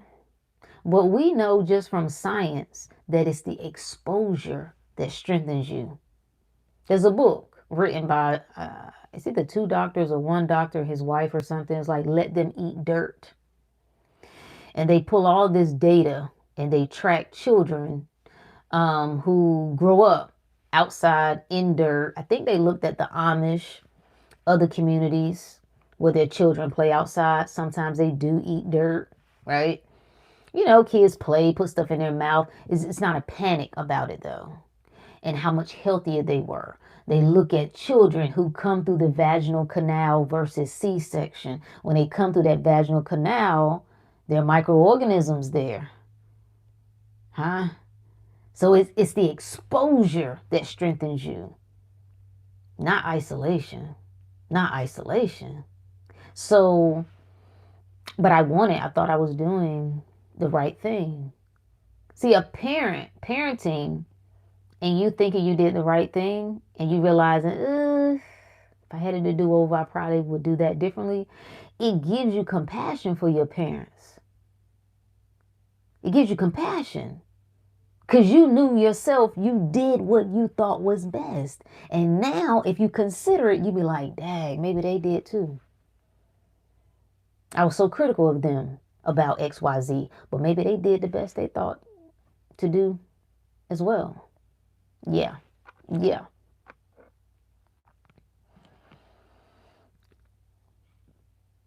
You know what I mean? Okay.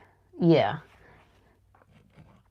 Appreciate you. Appreciate you, my friend. Hope all is well. I know all is well. All is well. Come and give us an update. Let us know all the delicious things that you got going on.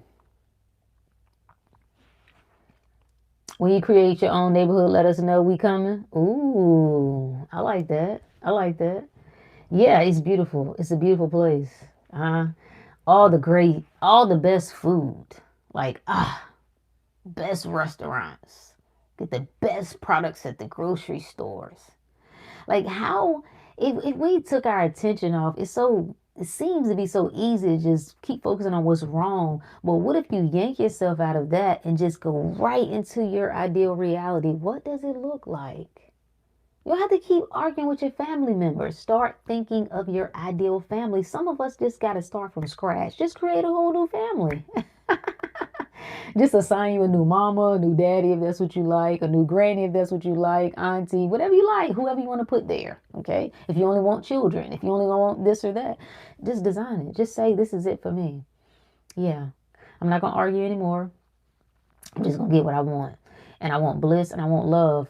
I want to be around people. If I can't be around you and genuinely want to care for you, serve you, I don't have a problem with that word.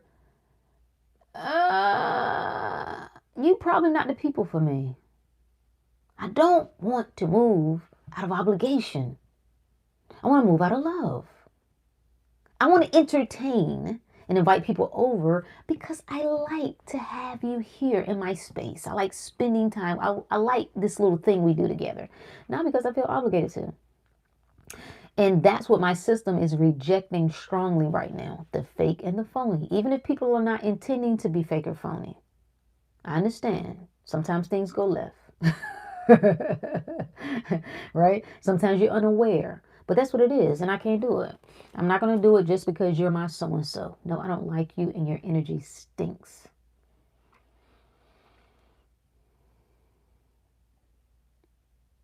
Tail said, my arrogance been on 1,000 lately. I love it. I love it more. More. Turn it up to 10,000. Turn it up more. I love it.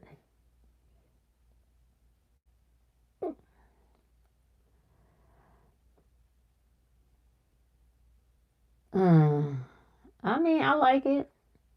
Put a new spirit in me. Why you need a new spirit? What's wrong with the spirit you got? Why you find something wrong with your spirit? Let it all be good. Let it all be right. That's the beautiful part. I like all of it. I like my dark side. I like her.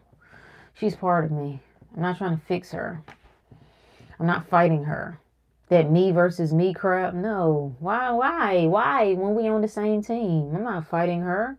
She's not trying to hold me back. I don't even tell myself stuff like that. Like my mind, the whole mind is trying to fight.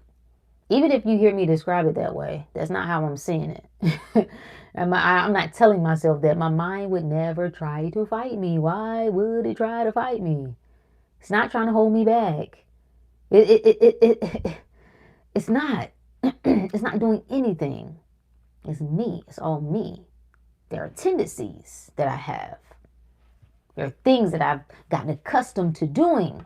I've gotten accustomed to put my attention on this. I've gotten accustomed to telling these stories. That don't mean something is against me. I'm not worrying with myself anymore. That's it. I'm done. The end. When are you going to bring some famous people on here? On what? Up here? I do got an interview. Matter of fact, I'm going to reach out to him tomorrow. I'm going to reach out to him. I'm going to reach out to him tomorrow. I do have someone. I do have an interview that I want to give. Matter of fact, we're going to have to do a series probably. We got a lot to talk about. So we might have to do like a 3-part series. That fine dude, the wellness mogul. Oh, you know what? I'm going to reach out to him too. You talking about Damien? Coaches? I'm going to reach out to him too. Yeah, let's get some men's. Let's talk to some men's. See how the men's is doing. Him and I'm gonna reach out to Ken too. Yeah. I actually wanted to do Cochise. I mean, I think his name now is Damon. He's gone back to his original name. But I wanted to. We did on a podcast. We did a men's something around men's health. Because I think June, is it June? Men's Health Month. or July, one of them. I don't know. But we did it several years ago. So I wanted us to do that up here. And I just got busy and I never reach out to him because I don't think about him until I never see his stuff for some reason unless I'm on Facebook, which I'm rarely on Facebook. I just go over there to kind of look around. So I happened to see his stuff the other day and I was like, Dag, I haven't seen him in a while. So yeah, I'll reach out to him. Bring some hoes too. There's some hoes in this house. There's some hoes.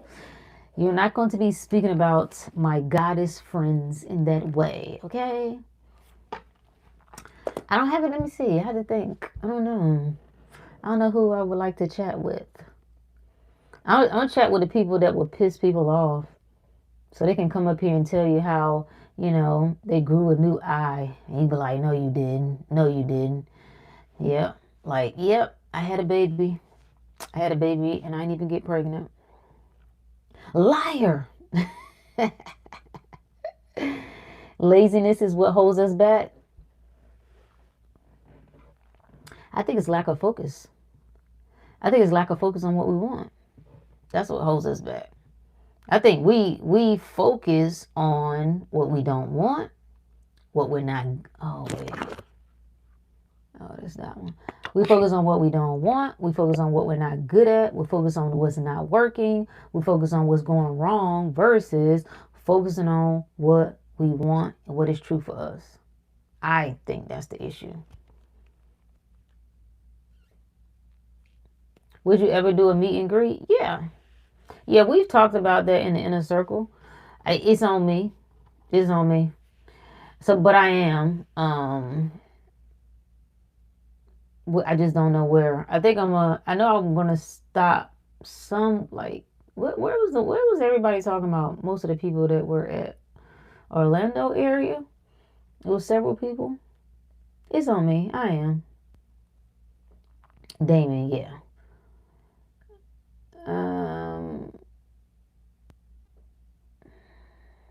Everyday Men's Health Day. I like that. I like that. You're right. You're right. You got to be in the inner circle for access to her. Come on to the upper room. I look like somebody's wife. Do I? Do I?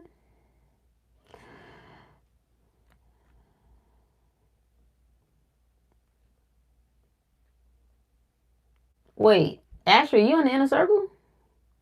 What you mean you in the inner circle but you ain't tapped in yet? Are you in there for real? What? It's obviously got to be another name. But I ain't seen you. I ain't seen you. I ain't got no notification. What's going on? How you gonna show up over here on the YouTube side and you ain't even made yourself known on the inner circle side? What? Yeah, the school community, yeah. That's crazy. That's crazy.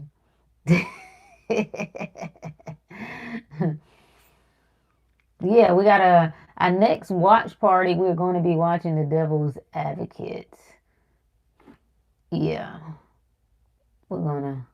I've seen it come up too many times, and I don't remember. I've seen it years ago, but I don't remember it. So we're gonna watch it. No, it's not gonna be tomorrow because I haven't really given enough notice. So it'll probably be next week. Yeah.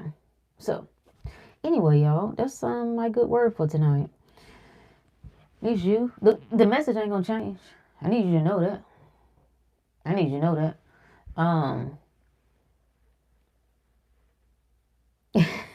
You gotta pay to play. You didn't say pay what though. You love me? I know. I know. I know. I know. You gotta love me. You have no other choice but to love me. But it's a two-way street, baby. Huh? I give it to you, you give it to me. It's this back and forth dance that we do. It makes it a beautiful thing. Nobody feels like they're missing anything. See, you never feel like, see, people who love never, like really love, never feel like they lose anything. They never feel like they lose anything. Why? Because you got to have it to give it. Got to have it to give it. Delicious. Delicious. Delicious. Appreciate you, champ. Yeah, I appreciate all the fellas. I appreciate all the fellas. All of our masculine energy counterparts. We appreciate it. Your presence. We love it so much. We do. Despite what anybody says, we got to have it. We got to have it. And what's weird about some of the relationship conversations that people want something that they say they hate. How you gonna hate women but then want a woman? How you gonna hate men but want one? It's like hating money. You hate the rich, but you want to be rich. That's stupid. It's stupid.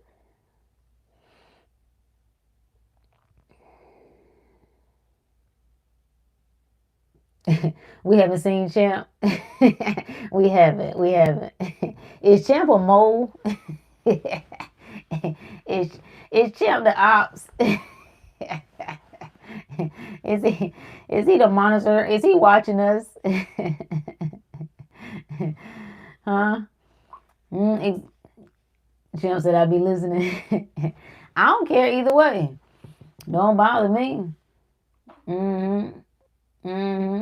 CIA, FBI. Don't matter to me. Don't matter to me.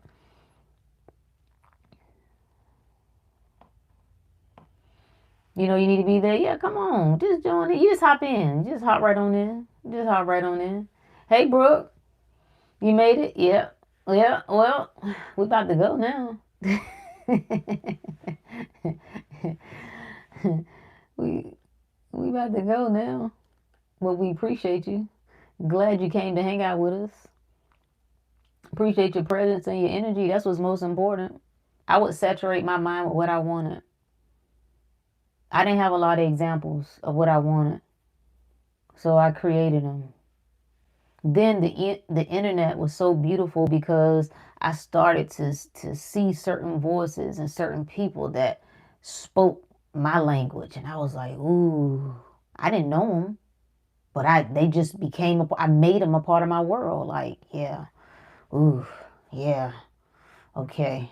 I knew that was when I first saw somebody doing something I wanted to do and making a good amount of money doing it. I'm like, ooh, I knew you could do your heart's work and make a great living. I knew it. I knew it. It was like a part of me that just wanted to see an example of that, but I was like, I knew it. I freaking knew it.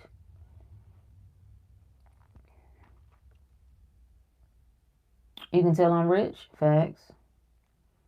Abundant. Wealthy. Taken care of. Divine. Godly. Powerful. Yeah, all of that. All of that. There's always gems, even when I watch them after the fact. Well, appreciate you, my friend. See, Brooke said she ain't got no questions, huh? I ain't trying to get Brooke to answer a question. Brooke said she don't have no questions. Y'all don't have no questions. Send me the questions, and we'll talk about the questions. Send me the questions before we come up here. I think y'all can message me now. I think, how does that work? I don't know if you have to send me a request or work, but I think when you go to the channels page at the top, you can put questions there. But I also open up the community section on the channel, so you can make posts there. So you could put questions. That probably would be better, so that people could see it. Yeah, I think that'd probably be a good idea. So if you go to my page, however the tabs are, it's like videos, live, and then I think community. If you go to the community, well, post one of them and just post the questions there. Have you turned your daughter on to your teachings? No. No, she's just living. She's just living. She hasn't circled that to that at this time. You know what I mean? You know what I'm saying? So she will in due time, on her time. She can't miss it. She doesn't yeah, she knows what she doesn't know. So she knows obviously because we talk all the time. So I'm always telling her things and explaining things, but she don't really know. Right? She don't really know. She don't know how her mama get down with the get down. She will though. She will though. And that's the beauty in it. Before, where it seemed like there was a rush or a sense of panic or urgency, like, oh, I need her to like that. Nobody likes that. Just trust. Can't miss it. Can't get it wrong. She know. She know. So she'll start in her on her own time coming to ask certain questions on her own. Until then, she's fine. You know what I'm saying? It seems like you're living your truth. How did you find that? You don't find it. You don't find it. You just decide. You just decide. What do I want? I promise you that's it. It's the last video I just posted. What do you want? What are you unwilling to live without? So, New Year's 2014, I was disgusted with myself. I was like, I'm so tired of doing these New Year's resolution every year. So I was trying to like get the money stuff right, and I'd already gotten married and that, but then that created some other interesting things with blending families and all the dynamics that come with that. That was a little stressful. And I'm like, I'm just tired of constantly trying to get something. So I was like, this year I'm not going to do New Year's resolutions. What I want is, I want to be my best mentally, physically, and spiritually. I don't know what that looks like. I'm not going to fill in no details because I don't know. I'm going to just leave it there. Mentally, physically, spiritually, I want to be my best. I want to experience my best. I want to see how far I can go with all of that. And then I just let it. Sometimes it's just as simple as that. If we would just trust ourselves, just put it out there. Just acknowledge to yourself, this is what I want. I want to know me. When I listen to people speak, and I'd be like, damn, I didn't know that. Like, they would break down certain things that they see, and I look at it like, how they see that? I was like, damn, I want to see. I just told myself, I want to be able to see. I want to be able to look at things and know what I'm looking at. And right now, I don't feel like I know how to do that just yet. I don't feel like I know how to do that just yet. So I want to be a seer. And I just put that out there. I did whatever things that I felt inspired to do, but it really wasn't a particular formula. So I started spending more time with myself. I had to get my health together because that fell apart really bad. Changed my diet, detox, went heavy on plant-based, right? That helped open my mind up. That was the first thing that started opening my mind up. Like clearing things out, like the world started to come alive. Like, yo, what about, what about this? What, like kids, when a child goes to that stage, coming out of like being a little toddler, and they really talking and they can see things and they just questioning everything. So I went through that phase. Like, what about this? Oh man, what about? And then I follow that. And that led me to some other things, into some other things, into some other things. It appears as though I got off track at certain points of time, but I never did. I just put my attention on other things. The more I did that, the worse I started to feel. So what did I do? Turn my attention back to myself, focus more on me, kept pursuing. So that's all. To me, living your truth is just choosing you over and over again, choosing you over and over again. That's it. Brooke said, I've been telling the same story, chat. We're locked in. Let's go. Let's go, baby. Let's go. I do have sort of a question. What do you do when you get a half-baked manifestation? Like it comes in, but not exactly the way you wanted it to. I like that. I like that. How do you know? I know that just sounds silly, but just go with me. How do you know it didn't come in the way you wanted it? How do you know?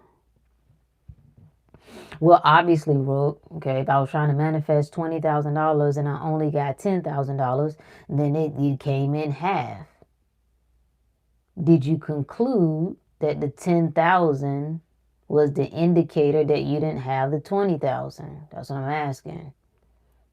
So when something comes in and is not what you want, do you assume that the manifestation came in incomplete? Or do you stick to the story that it is what you said it is despite what you're seeing? We had a great example in the inner circle of this. Well, this might have been in the mindset group. And Elle was saying that she was putting in bids, right? She got a 5-figure bid. She got it. Great opportunity. She said, I don't want the 5-figure bid. I want the 6-figure bid. The 6-figure is really the one I really want because it's working with the people I want to work with and it's doing the work that's most meaningful to me. She could have concluded, well, a 5-figure bid is not that bad. It's not a bad deal, right? That's pretty good. It's not exactly the work I want to do, but I'm kind of good at it. I mean, I can do it. She could have decided I got almost what I wanted. Or she could stick to her story. Her story is it's the 6-figure bid with the people I want doing the work I want. So she turned the 5-figure bid down. What? It ain't almost, because almost ain't good enough. So what I'm saying is you must decide. Only you can step in and say, this is a sign that I got half of what I wanted. Or you can just stick to the story that it is done. No matter what I saw, it is done. It is done. You put an application in, right? Let's say you're trying to get a loan.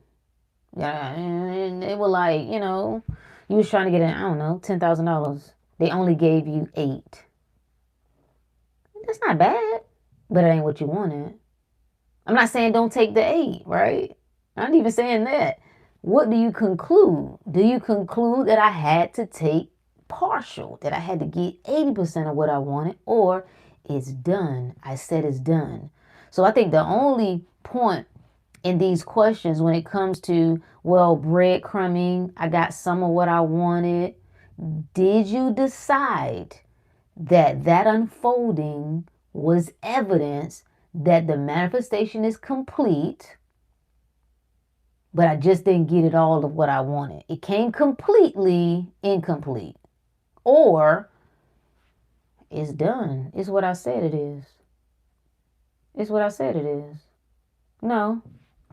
No, application approved for the amount I approved it for, or that I wanted it for. No, the bid is what I wanted it. Right? The person comes back. Somebody was asking about SP. You do get the call. You do get the chat. But they're not as into you as you wanted them to be.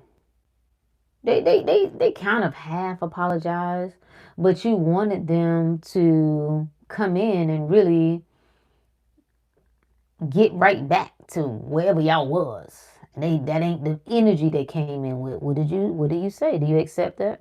Do you have to accept that? Is that the truth? So the point is you have to decide. You determine what everything means. So is it finished or ain't it? Did you have to take the half-ass manifestation or didn't you? Even if you take it, like again, the money thing, even if you take the money, do you conclude for this particular thing, I had to just settle with what I got? It was close enough. Or do I say, no, I'm manifesting this and that's what it is? It is done. It is done. Anything that can happen in the meantime, in between time, it is done. This is the story. I'm sticking to this. Done. Finished. Does that make sense?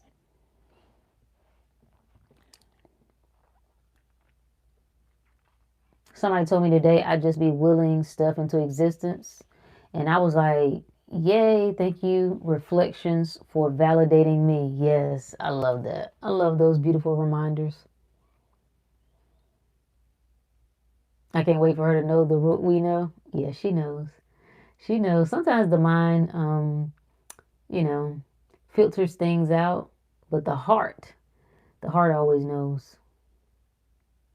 No, we ain't got no Zooms tomorrow. I was thinking about that. I'm like, ooh, I got all of Saturday to myself tomorrow.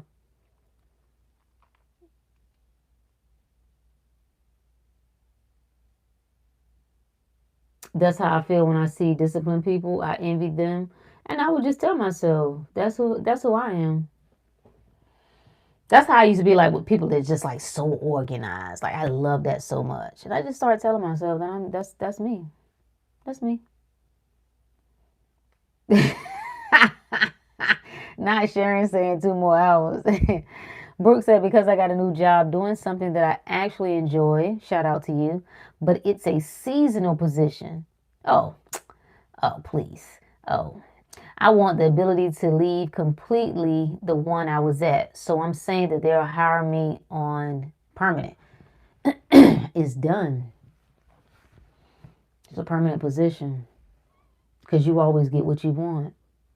It was always a permanent position. Anything that you see in the so-called physical world is just what you're currently aware of. So put your awareness on it is permanent. There's nothing more I need to do. It is permanent. It's a permanent position. That's what I wanted. It's a permanent position. Done. Done. Now, I'm not accepting that, oh, it came in half. It was almost. I really love this.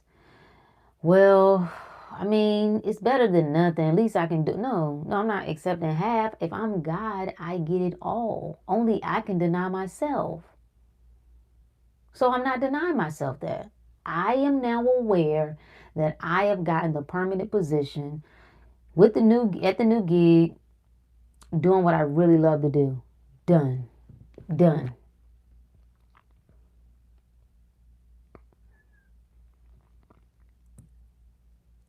Root phone charge tonight? No. It's on 21%.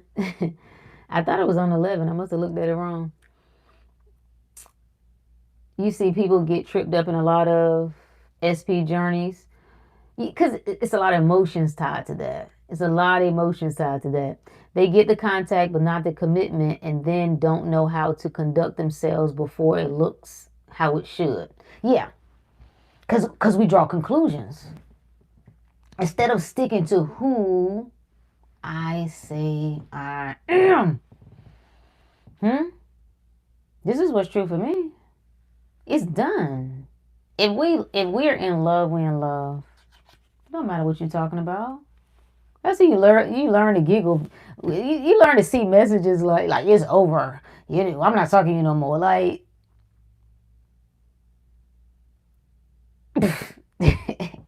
okay. Okay, nigga. Whatever. You don't pay any attention. It's not the truth of anything. So, and I know that like when you allow yourself to just go through different scenarios with all types of people, whether it's romantic stuff, personal stuff, you start to see yourself. And sometimes there's a tendency to react. Okay, this mofo got me effed up, right? Oh, this hoe is tripping. She must think blah blah blah blah blah. I don't have to react to that. If I remind myself I'm always the authority, this is my reality. He is playing in my world. She is playing in my world. I'm the one who conscious. I'm the one who aware. It doesn't matter what they say. They may contact you later and be like, I was thinking about XYZ and I decided that that really wasn't the right thing. Like they'll come up with whatever. That's what reality does. It's going to structure things in whatever way that so-called makes sense to justify this thing happening. We don't care about that. Whatever you say made you come to that conclusion. You know, you came to that conclusion because I decided this is what it is. You understand? This is what it is. This is what it is. I think the judgment, though, when a person starts to spiral out of control, then they judge themselves for it. Like you can genuinely miss somebody. You don't have to tell yourself, if you really had them, you wouldn't be missing them. Yes, I would. People are in relationships right now, and sometimes they boo go to work and they miss them. They boo go on a trip, they miss them. So you can't tell me because I miss a person, it means I'm not with them. That's stupid. That doesn't make any sense.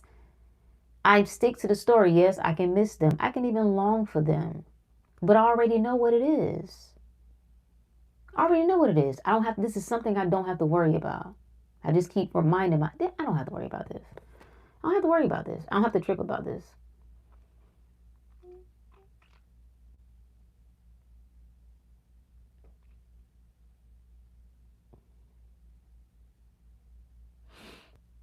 It's the how do you conduct yourself part that I also get tripped up on. It ain't no how. There's no condition. That's a rule. You're saying I can have what I want contingent upon me conducting myself a certain way. No. No.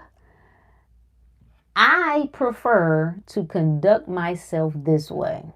I prefer to, be confident, sure, unshakable, unmovable. I like to be, I like to stick to my word, not to panic, not to overreact. Those are my preferences. However, it don't matter what I do. I don't have to conduct myself a certain way to get what I want. I have to conduct myself a certain way to be who I say I am. This is who I am. It's like saying you are a loving person. You're kind. You're giving. You show up for people. However, yesterday, you spazzed out at somebody you love. You had a lot going on. You were stressed out. You weren't feeling well. Do you then conclude I'm just a nasty bastard? That's who I am, a nasty bastard. My sister asked me to take her somewhere. I ain't even take her because I'm just a selfish bitch. That's what I am. Based on yesterday. Have you shifted your entire view of yourself based on how you acted in that moment? No. No, the identity don't change based on what I do. Again, that's not my preference. I may go back to that person and say, listen, bro, my bad. I was out of pocket. Right? Like I had a lot going on. Wasn't my intention to take that out on you. Right? I can go back and do that. But I'm not concluding that I'm a whole different person. So I don't care what I say. I don't care what I do. I intentionally prefer to say and do certain things, but I don't care enough to see myself doing the opposite to tell myself that means something. Doesn't mean anything. Don't mean anything.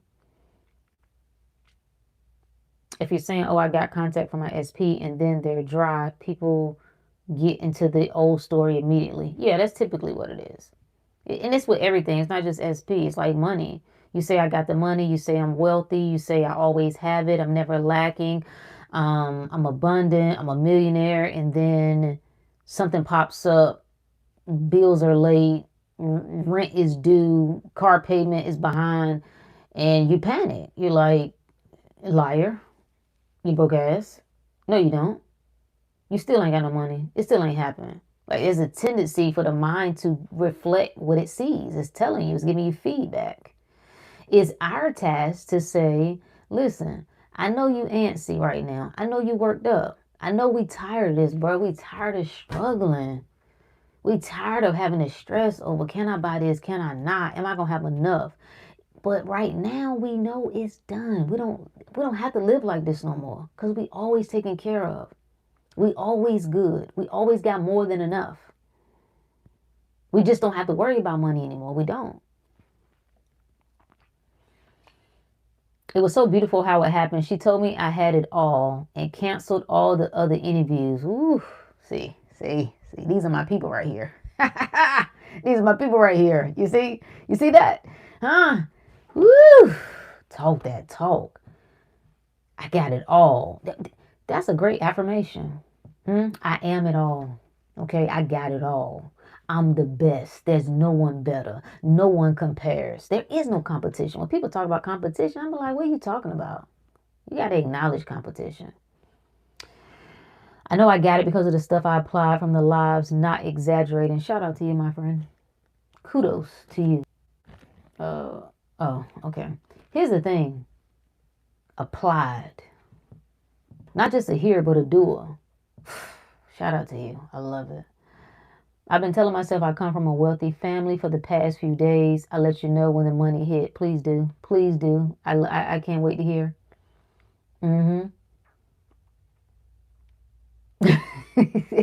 For another 10 minutes. Since being in the live, I realized that I was still praying to an outward source. And that's why I was angry and feeling unheard. Ah, okay. Because I was about to say, if you like it, then do it. My message is never to not do anything that you like. If it serves you, let it serve you. If you feel like you need to give credit to the universe, okay. If you're tired of that, if that doesn't feel sufficient, if that seems to be creating some level of tension, realize you are the universe. You get tired of trying to do magic, realize you are the magic. You get tired of trying to attract love, then realize you are the love.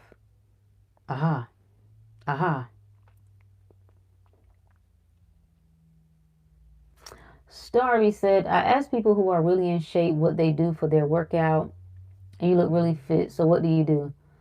I ain't been doing a lot lately, I'm gonna be honest with you. This year I've been kind of chilling. Now, usually my go-to regimen has been a lot of yoga, and strength training, Stairmaster, elliptical. Yeah.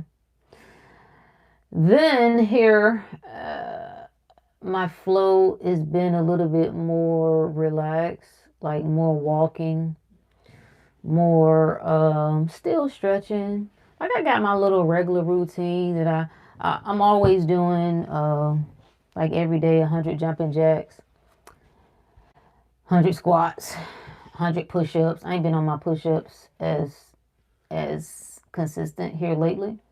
So this year I have not been very so-called aggressive with my workouts. I'm about to get back into a more regular flow. I got to show y'all some things. I think some of y'all have forgot what you can do with your bodies. But yeah, I think I was giving it too much power. It's just my assessment, right? This has nothing to do with anybody else. It's not like recommendational advice. I needed to see how I felt if I didn't do as much with everything. As much work, as much working out, as much efforting. I just need to see that because that created some tension in me. There's a part of me that had a taste for that more work and harder hustle challenge. So I needed to yank myself from that a little bit to see what it did to my mind. And now I feel like, okay, I want to get back in there. So, but yoga, those two, body wise, like strength training and yoga. Yeah. I think I'm gonna start getting in Pilates too.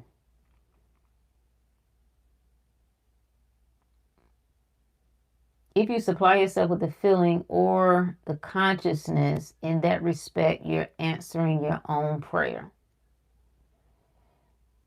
Yeah, it's just an acknowledgement. That's all prayer is. I acknowledge what is. How do I acknowledge what is? I got to recognize what is. How do I do that? I got to bring it in mind. How do I bring it in mind? By putting my attention on it. So that's all prayer is. I accept that I am always taken care of. I'm always safe. I'm always healthy. I'm always loved. Amen. That's me acknowledging it. When you pray, believe that you have received it and you will receive it. That's what that verse means. Is accept that it is, not beg and petition for something that isn't. I'm big. The more I say this, Lord, send it my way, universe, ancestors, see to it that blah, blah. No, why am I doing all that?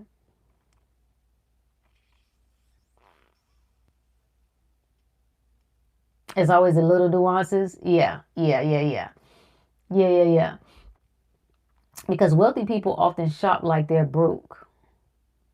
Do they? And I'm asking this question genuinely because I know this is this going theme like that around rich people. Sometimes people say rich people drive, kick around cars. Well, I know some rich people, and they all have luxury cars. I be watching, like, even when you think they're dressed down, the t-shirts that they have on are like $400 t-shirts. So although it doesn't look like they're stunning or spending money, it just be like the shoes they got on is just like some little slide in. What do you call those shoes? Like the little, they're not moccasins. What do you call it? You know, the shoes that sometimes white folks wear, especially the guys. Like, when you look up the name of them, like, they're not $40, $50, $80 shoes. So I haven't personally seen that. It's not that they don't care how they spend their money, but I haven't seen them shop like they broke. I think they said Steve Jobs bought his clothes from Walmart. I'm not doing that. Sounds poor to me. I think if you had to, maybe it's sexy to people who never had to do it, but when you've had to buy, like, have hand-me-downs and buy cheap crap, no, I want the best. I want the best. I don't want to try to prove. I lived that so long trying to prove that I don't have to have that. I can go without that. You know what I'm saying? I just need a car to get me from A to B. No, no, no, no. No, I want a car that I want. No, I want a car that I want. No, I don't want it just to get me to A to B. I want to look good in it. I want to feel good in it. See, it was something about, I had several, let's see, my first car wasn't a Honda. It was my second car wasn't a Honda, my third car. And then I had about 4 of them. Great cars. And I remember the last one I leased. And then I decided, you know what? We had an older, paid off Civic. I was like, you know what? I don't even need no new car. You know what I'm saying? I'm gonna turn the lease back in when it runs out, and I'm gonna just drive that. And I hated that car. It was dusty on the inside. Okay, it wasn't a bad car. I didn't like the way it rode. I don't like the tire. You could feel all the bumps. The radio sucked. Right? Like, I hated the car. And I remember one day I was sitting at this stoplight, like, you asked for this. This is what you get off on, trying to prove to yourself that you ain't got to have it. And I remember looking at the car beside me, and it was a Mercedes. I was like, that's what I'm supposed to be in right there. Yeah, I'm a Mercedes girl. Yeah, okay, all right, I got it. And I'm here to tell you, when I got the Mercedes, the bitch rode different. You understand what I'm saying? The sound system, like the seat cuffed me in a way, right? Especially when I'm riding long distance. It hugged me like, hey girl, how you doing? It was a whole different experience. I like this better. And I was like, I think you got a kink. I think you got this little thing you get off on and proving that you can go without what you really want. And you must stop it right now. You already proved that you can live poor. Shoot, you grew up poor. No. So when anybody starts talking like that around me, you can get away from me. Mm-mm. Mm-mm. Now, I'm not going to buy things just because they're so-called expensive to prove points. I'm not doing that either. But I'm not denying myself what I want. I'm not. You save the money if you want to save the money. Okay? I mean, I save some money. Fine. I like it. I like to be able to log in and look at, ooh, I like to see that sitting over there. But I'm not doing it from the state of mind that, oh, I might not have enough. You got to do it because this is what you're supposed to do. No, money always coming in. It's always flowing. No, I'm getting what I want. I don't understand how you reconcile in your mind that some people can get the house they want, the car they want, the woman they want, the man they want, the job they want, the business they want, but you got to go without. Okay.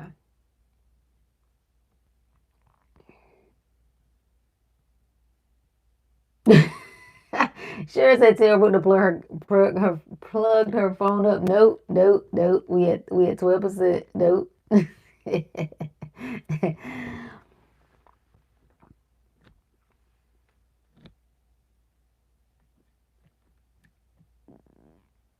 I can't with people who talk about how bad the economy is. I usually tell them to take their poverty consciousness away. Yeah, it's a matter of perspective. I let people stay there now.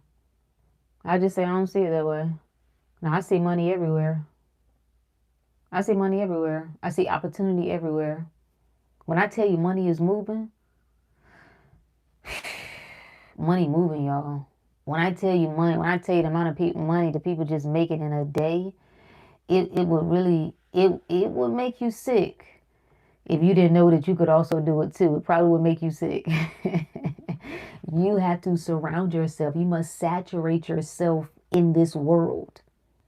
Not say, oh, well, they just scamming. No. Nah, there's more to it than that. You know what I'm saying? They ain't telling you the whole story. They ain't telling you what their expenses are. I don't care what their expenses are because their expenses ain't going to be my expenses. They ain't got nothing to do with me. I'm talking about the monies, the coins. Okay? That's it. Oh, you know what, bro? I thought I had you added in.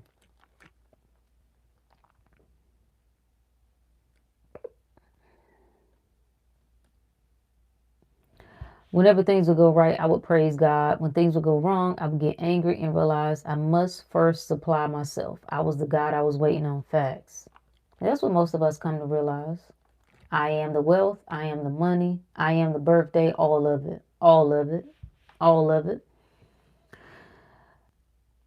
Most people have a false idea of God, so they also have a false idea of how to pray. I know that's not novel, but you finally made me understand that? Yes. Because you don't know. I remember. I was a beggar too. I think people forget that. I'm not coming up here like criticizing. I'm sharing my own experience. I believed it too. I followed it too. I just got to a breaking point like, this is not working. Something is wrong. Something has gone wrong. I must figure it out.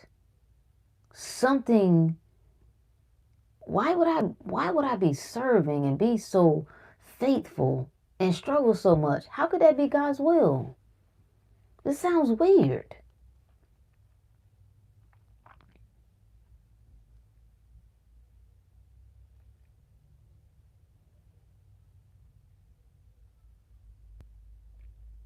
Wait, what happened? Keeping a powerful self-image helps with physical appearance. Facts. Every time you see something on your body that you don't like. So somebody made a post about people with that don't wear glasses, right? And they were like, dang, that must be amazing to no, it said sometimes it blows my mind that there are people that don't wear glasses or contacts. Like they can literally see with no aid. Like they wake up and just be out here seeing. What a wild concept. And so I replied back and say, just start telling yourself that your vision is perfect. You don't think you can do that? Why not? I thought it is whatever you say it is. Unless you think that's a limit. See, I can do everything but that. Because I've been wearing glasses my whole life. Oh, okay, well, whatever you say. You could just tell yourself, my vision is perfect. My vision has always been perfect. Even as you go to look at something and you feel like you're blind as a bat, you tell yourself. If you start to notice your vision getting a little blurry, you just start telling yourself, my vision is perfect. My eyes are perfect. 2020, whatever gets better than 2020, whatever that vision is, I got it. My eyes are perfect. My vision is perfect. No, I'm not losing it. No, it's not going anywhere. It hasn't gone anywhere. No, no. But I would tell myself that about all of my body. Now, why would you look at your body and expect it to fall apart? Why would you look at your body and expect it to drag and sag and get weak and be in pain? Why would you do that?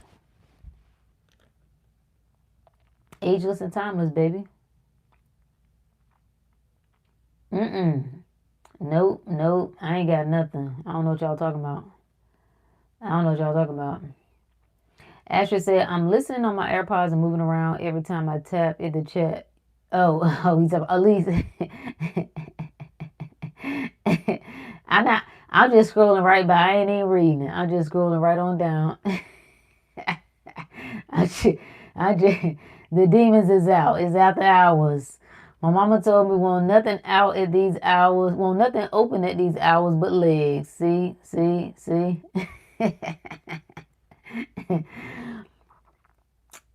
I think people say that to drive the point home that there's a difference between old money and new money. Yeah, and I know they do. I do get the point that they're making. I think that's classism within the upper class. Yeah, I think, because I'm not going to, again, my baseline is do whatever you want to do. I know success leaves clues, but I'm only going to take the clues that I like. I'm going to take the clues that I like. Because this is what I also know about success. Everybody ain't doing it the same way. I know some people balling out of control. Like I said, and I'm thinking of like the old white money that I know. The houses, the cars, right? Like, let me see, he probably would be the wealthiest. Like him and his family, they fly private. They go on vacation. Like all the way over to Africa for weeks, taking a private jet. There ain't no economy. And that's old money. Like he got it. He explained how years ago he was working for himself. He started buying businesses, started doing boom, boom, boom, boom, boom, build. So, no, you can't sell me on like it's over for that. Nobody will never be able to sell me on me turning down. Why? It's my mind and my world. Why would I turn down? Why would I go without anything? I don't have to teach myself a lesson. Well, look, if you get it too fast, that is bull crap. That's somebody else's story. I'm going along with that junk. I'm going to do what I want to do. And get what I want to get. And I'm going to ball out of control. And I want the best. I want the best jewelry. I want the best clothes. I want the best food. The best car. The best house. Huh? You wait till this penthouse. Yeah. The best skyline. The best ocean front. Huh? The best man. The best business partners. The best neighbors. The best friends. I don't know about this other stuff. It's over. If you wanted to convince me, you should have tried a long time ago. Now that I know I can have whatever I want, it's over. It's over.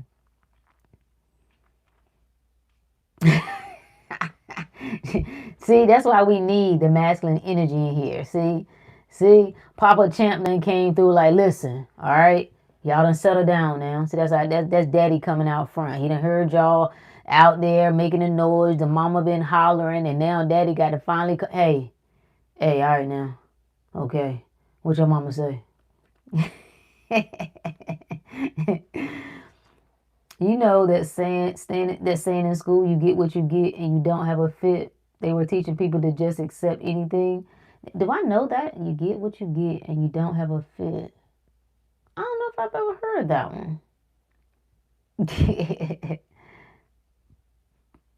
I've heard so many. I should think about all the ones that I've heard. Money don't grow on trees. Life is not about getting what you want. Mama used to say that all the time. You old enough for your wants not to hurt you. Um, life ain't supposed to be fair. Um,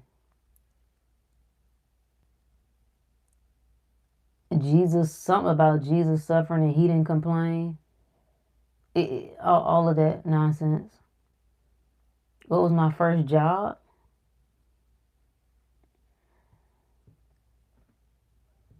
My first unpaid job, I was working in a summer camp.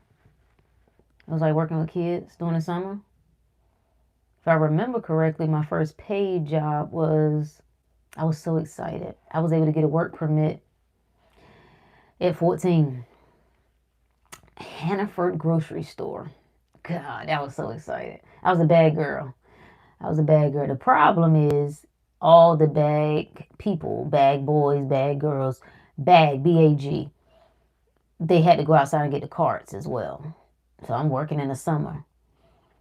Well, it was so hot. And I was so little, so skinny, trying to bring all them carts in. But I did it. I was like, I got it. I do it. I did it. And that's why I became so critical of people bagging groceries. Because I'm like, did y'all not go through the grocery bagging class? Because we had like this little computer thing where it taught you how to bag the groceries and how you stack things up and don't put that in with that. Did y'all not learn that? They not do that anymore? I love that job though. Yeah. I am walking abundance facts. A struggle kink. Yep. Yep. And I've had enough. I'm not going without. And I know that I can do that. This is why you have to be honest with yourself when you watch yourself. I was like, look, you have a tendency to turn. Like, it's a part of me that will turn on. Like, the idea that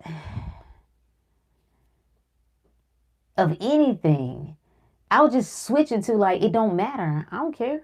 I can go without it. I don't care. I can go without it.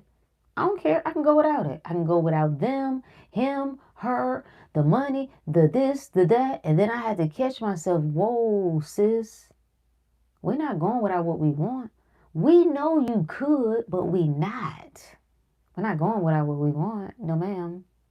Mm-mm. Let it go. That's not who we are anymore. We're done with that. If God is all things, that means God can't deny me of my desire. Boom.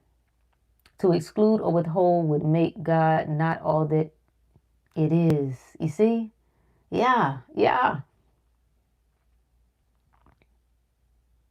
Poverty of thought and weakness of imagination. You said it, Michael. Yep. Shout out to Neville. Shout out to Neville.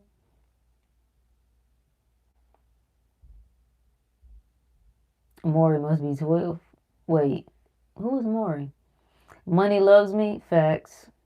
Facts. You have to keep these concepts before your mind. Talk to yourself.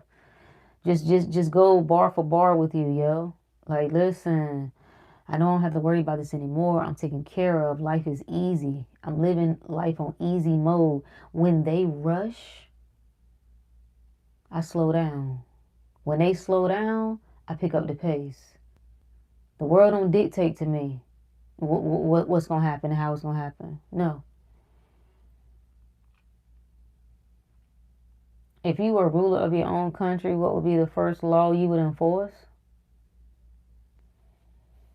I don't know. I don't know. I had never thought of that. I don't know.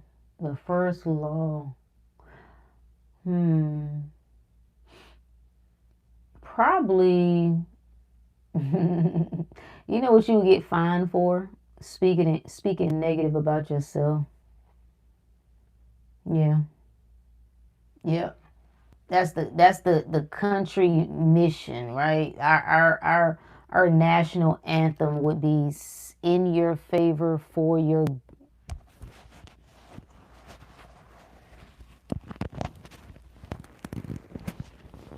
Did my mic go out? I think my mic. Oh yeah, my mic went out.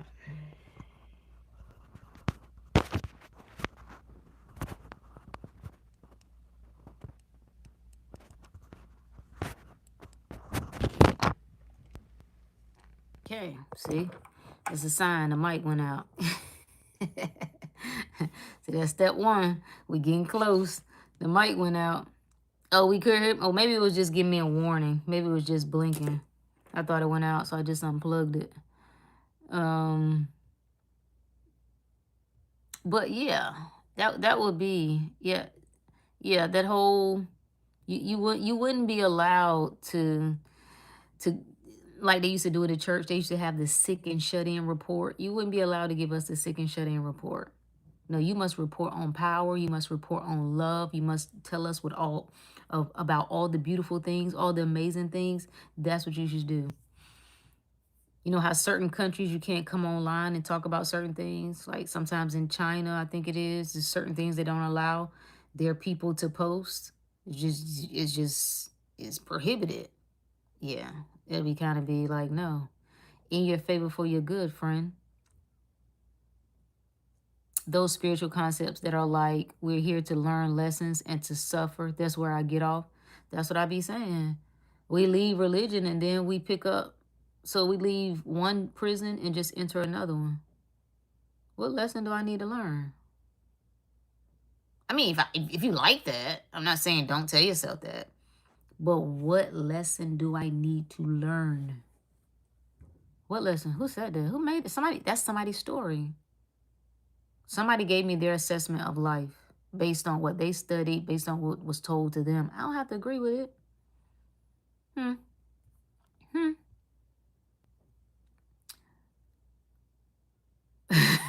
You said the mods don't play? No, they don't. Yeah, because I ain't saying anything.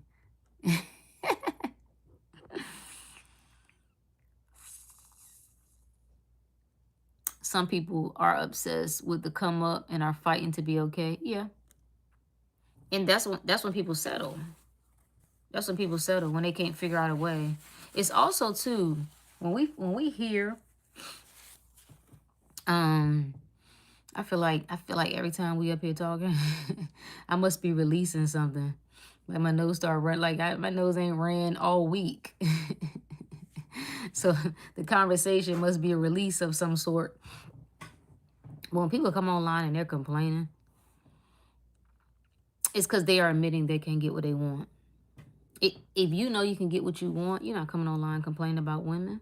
You might comment on some of the things that you know women do. That's one thing. But you're not coming online complaining about women because you know you can get the woman you want. If you know you can get the man you want, you're not coming online complaining about men. If you know you can get the money you want, you're not coming online complaining about the economy, the inflation, or nothing. You can comment on whatever's unfolding, but I'm saying to make this constant complaint as if it stands in the way of you living your best life, you ain't doing it. You're not.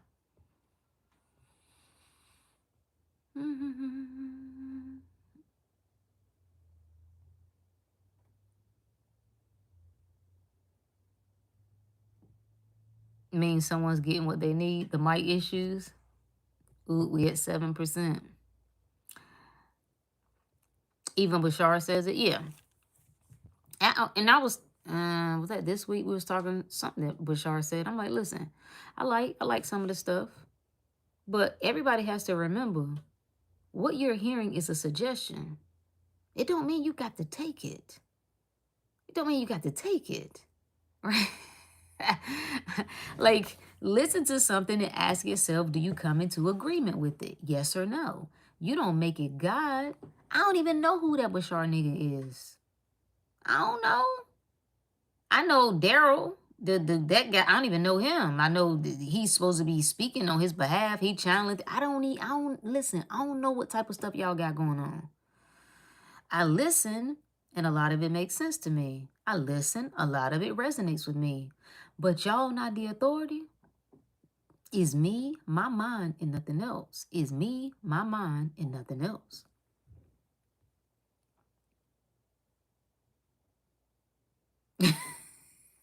Sharon said, I'm working overtime. I got to use the restroom and I'm dehydrated. Obviously, whatever I thought I turned on, obviously that didn't do. Or does that turn off? Let me go back and see if it. Oh, oops. Oh, I'm really messing stuff up. It doesn't matter now. We're about to go.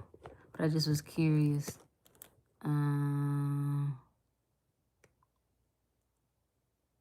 Okay.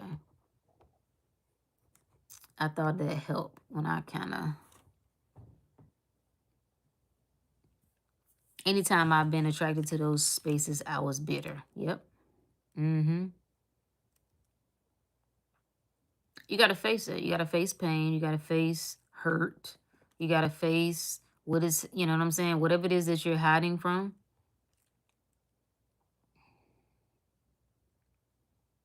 You don't know any of them? Yeah, they're it's similar to like Abraham Hicks. Like, you know, Daryl is, I don't even know the whole backstory. That's the truth.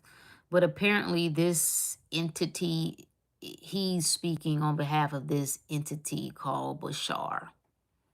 So he's channeling, right? This, again, Bashar. Well, that's what it's referred to. Or I don't know how it all came about. I never even went down the rabbit hole to see his origin story. Like what happened to him. Was it a dream? Did the voice start to come to him? I don't even know. When I first heard him years ago, I just thought like, what is this nigga talking weird? Like, why is he talking like that? Wasn't interested, didn't resonate. Boop, swipe, kept right on going. Then it started to pop back up. And it caught my attention. And this time I could hear it. I was like, ooh, oh, yeah. And I just started listening to some of it. So, but yeah, I'm not putting anybody's word over my own. Appreciate you, Philip. Michael said, absolutely. When I hear something that I resonate with from another entity, it's myself answering a question I previously asked. That's it. The entity is you. That's all it is. Everybody can channel. Everybody channels. I know it comes through sometimes in different ways. So whether the Seth channeling, whether the Emmanuel channeling, the Abraham channeling, vessels, right? We become vessels for certain thought forms, but it's still all us, nonetheless.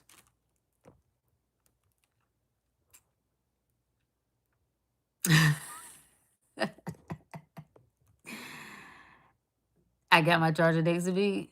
Actually, I don't. I have my computer charger right here. Shut up, Elise. And I don't have my stand. So I can't, the way I have this sitting on something. Mind your business. Why am I explaining myself this helpful?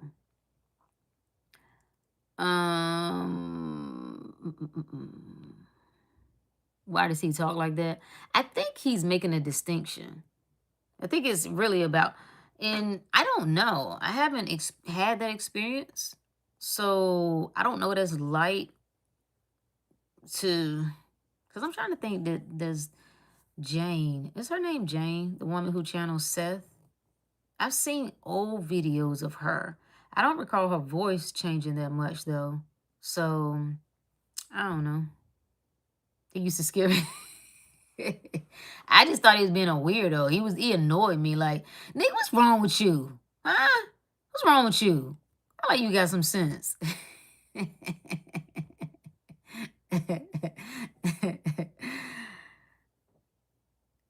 Wait, he rattles his teeth? I don't know if I noticed that. I know the little intro when he just deep breathing, whatever little, Again, I don't know. I haven't had that experience, so I can't speak on it. Ooh, he's been in a few of your dreams. Interesting. Interesting.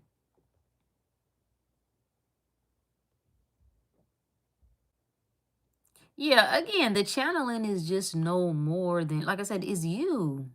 Right? It's the same thing that we do. It's in a different way. Um, and I think these particular people have a how would we describe it? It's almost like a clearer, would we say that? Like a clearer focus of that stream of consciousness, so to speak. And that's why it's directed towards them. We never know how things come though. Even with A Course in Miracles. That's what Helen said. She said a voice came to her and said, write this down. This is A Course in Miracles. She was an atheist at the time. So she said this was not her. This stuff started flooding in. And so she just started to write. And then I think her colleague ended up, as she was verbalizing things, he started transcribing and so on and so forth. But she couldn't make sense of anything that she was writing. So sometimes we are just simply a vessel of expression that things come through, but things are always coming through in different ways. So we all technically, if you want to look at it as that, a channel. What is a channel anyway? You think about a channel of water, right? It's that vehicle of transmission, right? So we all are that. Helen lived such an interesting life. Yeah, it's. I want to go back into her story, because I know she hit a period of time where she was saying where she struggled. She struggled with her own beliefs. She struggled with um the purpose of what she wrote. And she's one of the interviews I heard of her, she was saying that she still didn't really understand most of the Course in Miracles. And that's so fascinating to me. And I think that made her a great vessel because it's less likely for you to be biased, right? It's less likely for you to try to adjust what you're getting. You just give it in the way that you receive it. That's it. So I think she probably was the perfect woman. She had to be the perfect woman for the job. God is my friend. How are you? Appreciate you. Oh my God. My phone is on 5%. What do you mean you do not have no funnies to share? No, you don't. You making up stuff. You making up stuff, Elise. Okay. I don't believe you. Let's see. She was neurotic. Yeah, that's what I was getting. Like I said, I haven't had time to really dive into her full story. I just came across, what is that? It's a Course in Miracles app, but it's an organization that has made it a mission to preserve the integrity of A Course in Miracles. What I've discovered is the book that is printed is incomplete. It has taken things out. They done did the rigmarole like with the Bible. It's been some reshuffling of words and certain things left out. And so this organization has made it its mission to preserve some of those original texts and transmissions. So I haven't gone through, all of them yet, but I'm curious to go through that.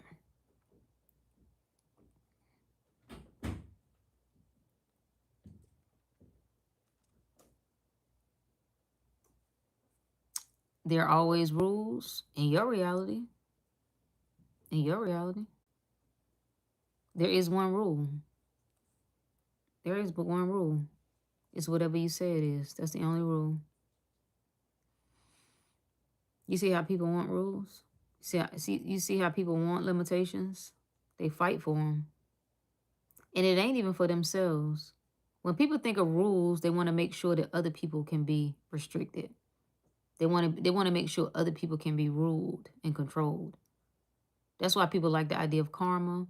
They like the idea of some sort of hell so that people will be punished.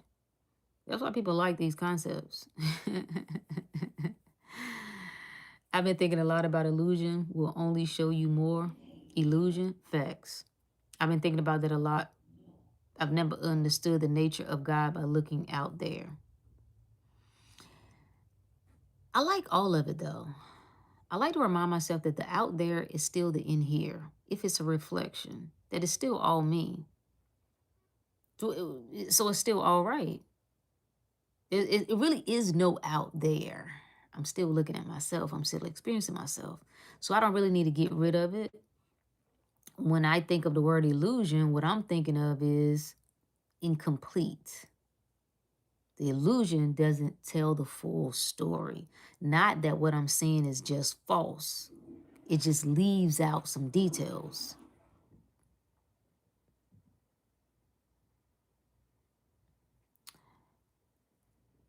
The idea, okay, I don't agree with all of A Course in Miracles, like the idea of being given a daily task. See, I don't even know what that is. I haven't read all of it. I've kind of just bounced around. I open it up and just bounce around. So I don't even know what that's in reference to.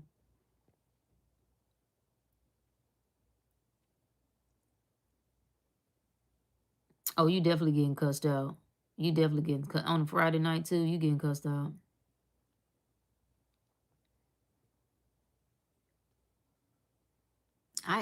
I really be so embarrassed for some of you. The things that you get off on is so weird. It's such a sad life. Like it is. It's such a sad life. I don't even know what else to say, man. Man. But if it makes you feel better, God bless. God bless. It's worth it. Well, hey, fuck it, we ball. I don't get me started. I do not have life advice. I will destroy your life. You understand me? I will destroy your life. Do not listen to me. Don't listen to me. I will destroy your world. I will break your mind. This is no. I come through as total destruction. Clearing out all the junk, all the trash. I already destroyed it. Well, die well. God told me to. Amen. Amen. So that's our good word for tonight, my friends. I appreciate y'all. We're gonna continue to get what we want. That's what this is. I have dibbed and dabbed in a lot of things, hopped around a lot of places, and I hadn't found anything that really spoke my language. So I decided, obviously, I'm supposed to create what speaks my language. And what speaks my language is all power, getting what I want. That's it. That's what speaks to me. No limitation. Not just saying it, not just saying it, not just saying it, living it with everything in me. Why? Because I'm Root the Great and I get what I want. I'm Root the Great and I get what I want. I'm tapped in, turned on. I'm the God. And the Satan. See, I'm the heaven and the hell. I'm all of it. I'm the man and the woman. The up and the down, the dark and the light. What? The love and the hate. I'm all of it. The peace and the disorder. All of it. All of it. The health and the illness. All of it. All the same. The negative and the positive. All the same. All the same. Can't get it wrong. How can I get it wrong? It's me. I'm the best. I get whatever I want. I get whatever I want. I can have no problems because only I can create problems because everything is my mind. It's me, my mind, and nothing else. It's me, my mind, and nothing else. Huh? The world bends to me because it's all me.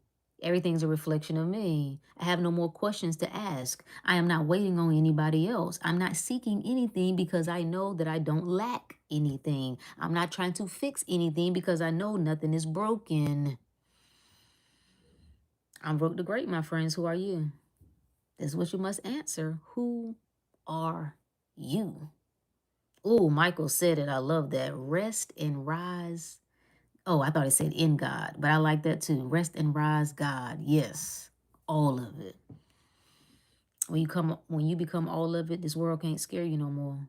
You're not worrying about no AI. You're not worrying about good men running out, good women running out, good food running out. There's nothing they can do to your food to destroy it. Say it. There's nothing they can do. There's nothing they can spray. There's nothing they can release. Nothing. Unstoppable, unshakable, unmovable. You're untouchable in your world. This is what you meditate on, friend, not whatever bozo-ness that they're talking about. Okay, we got it? We got it.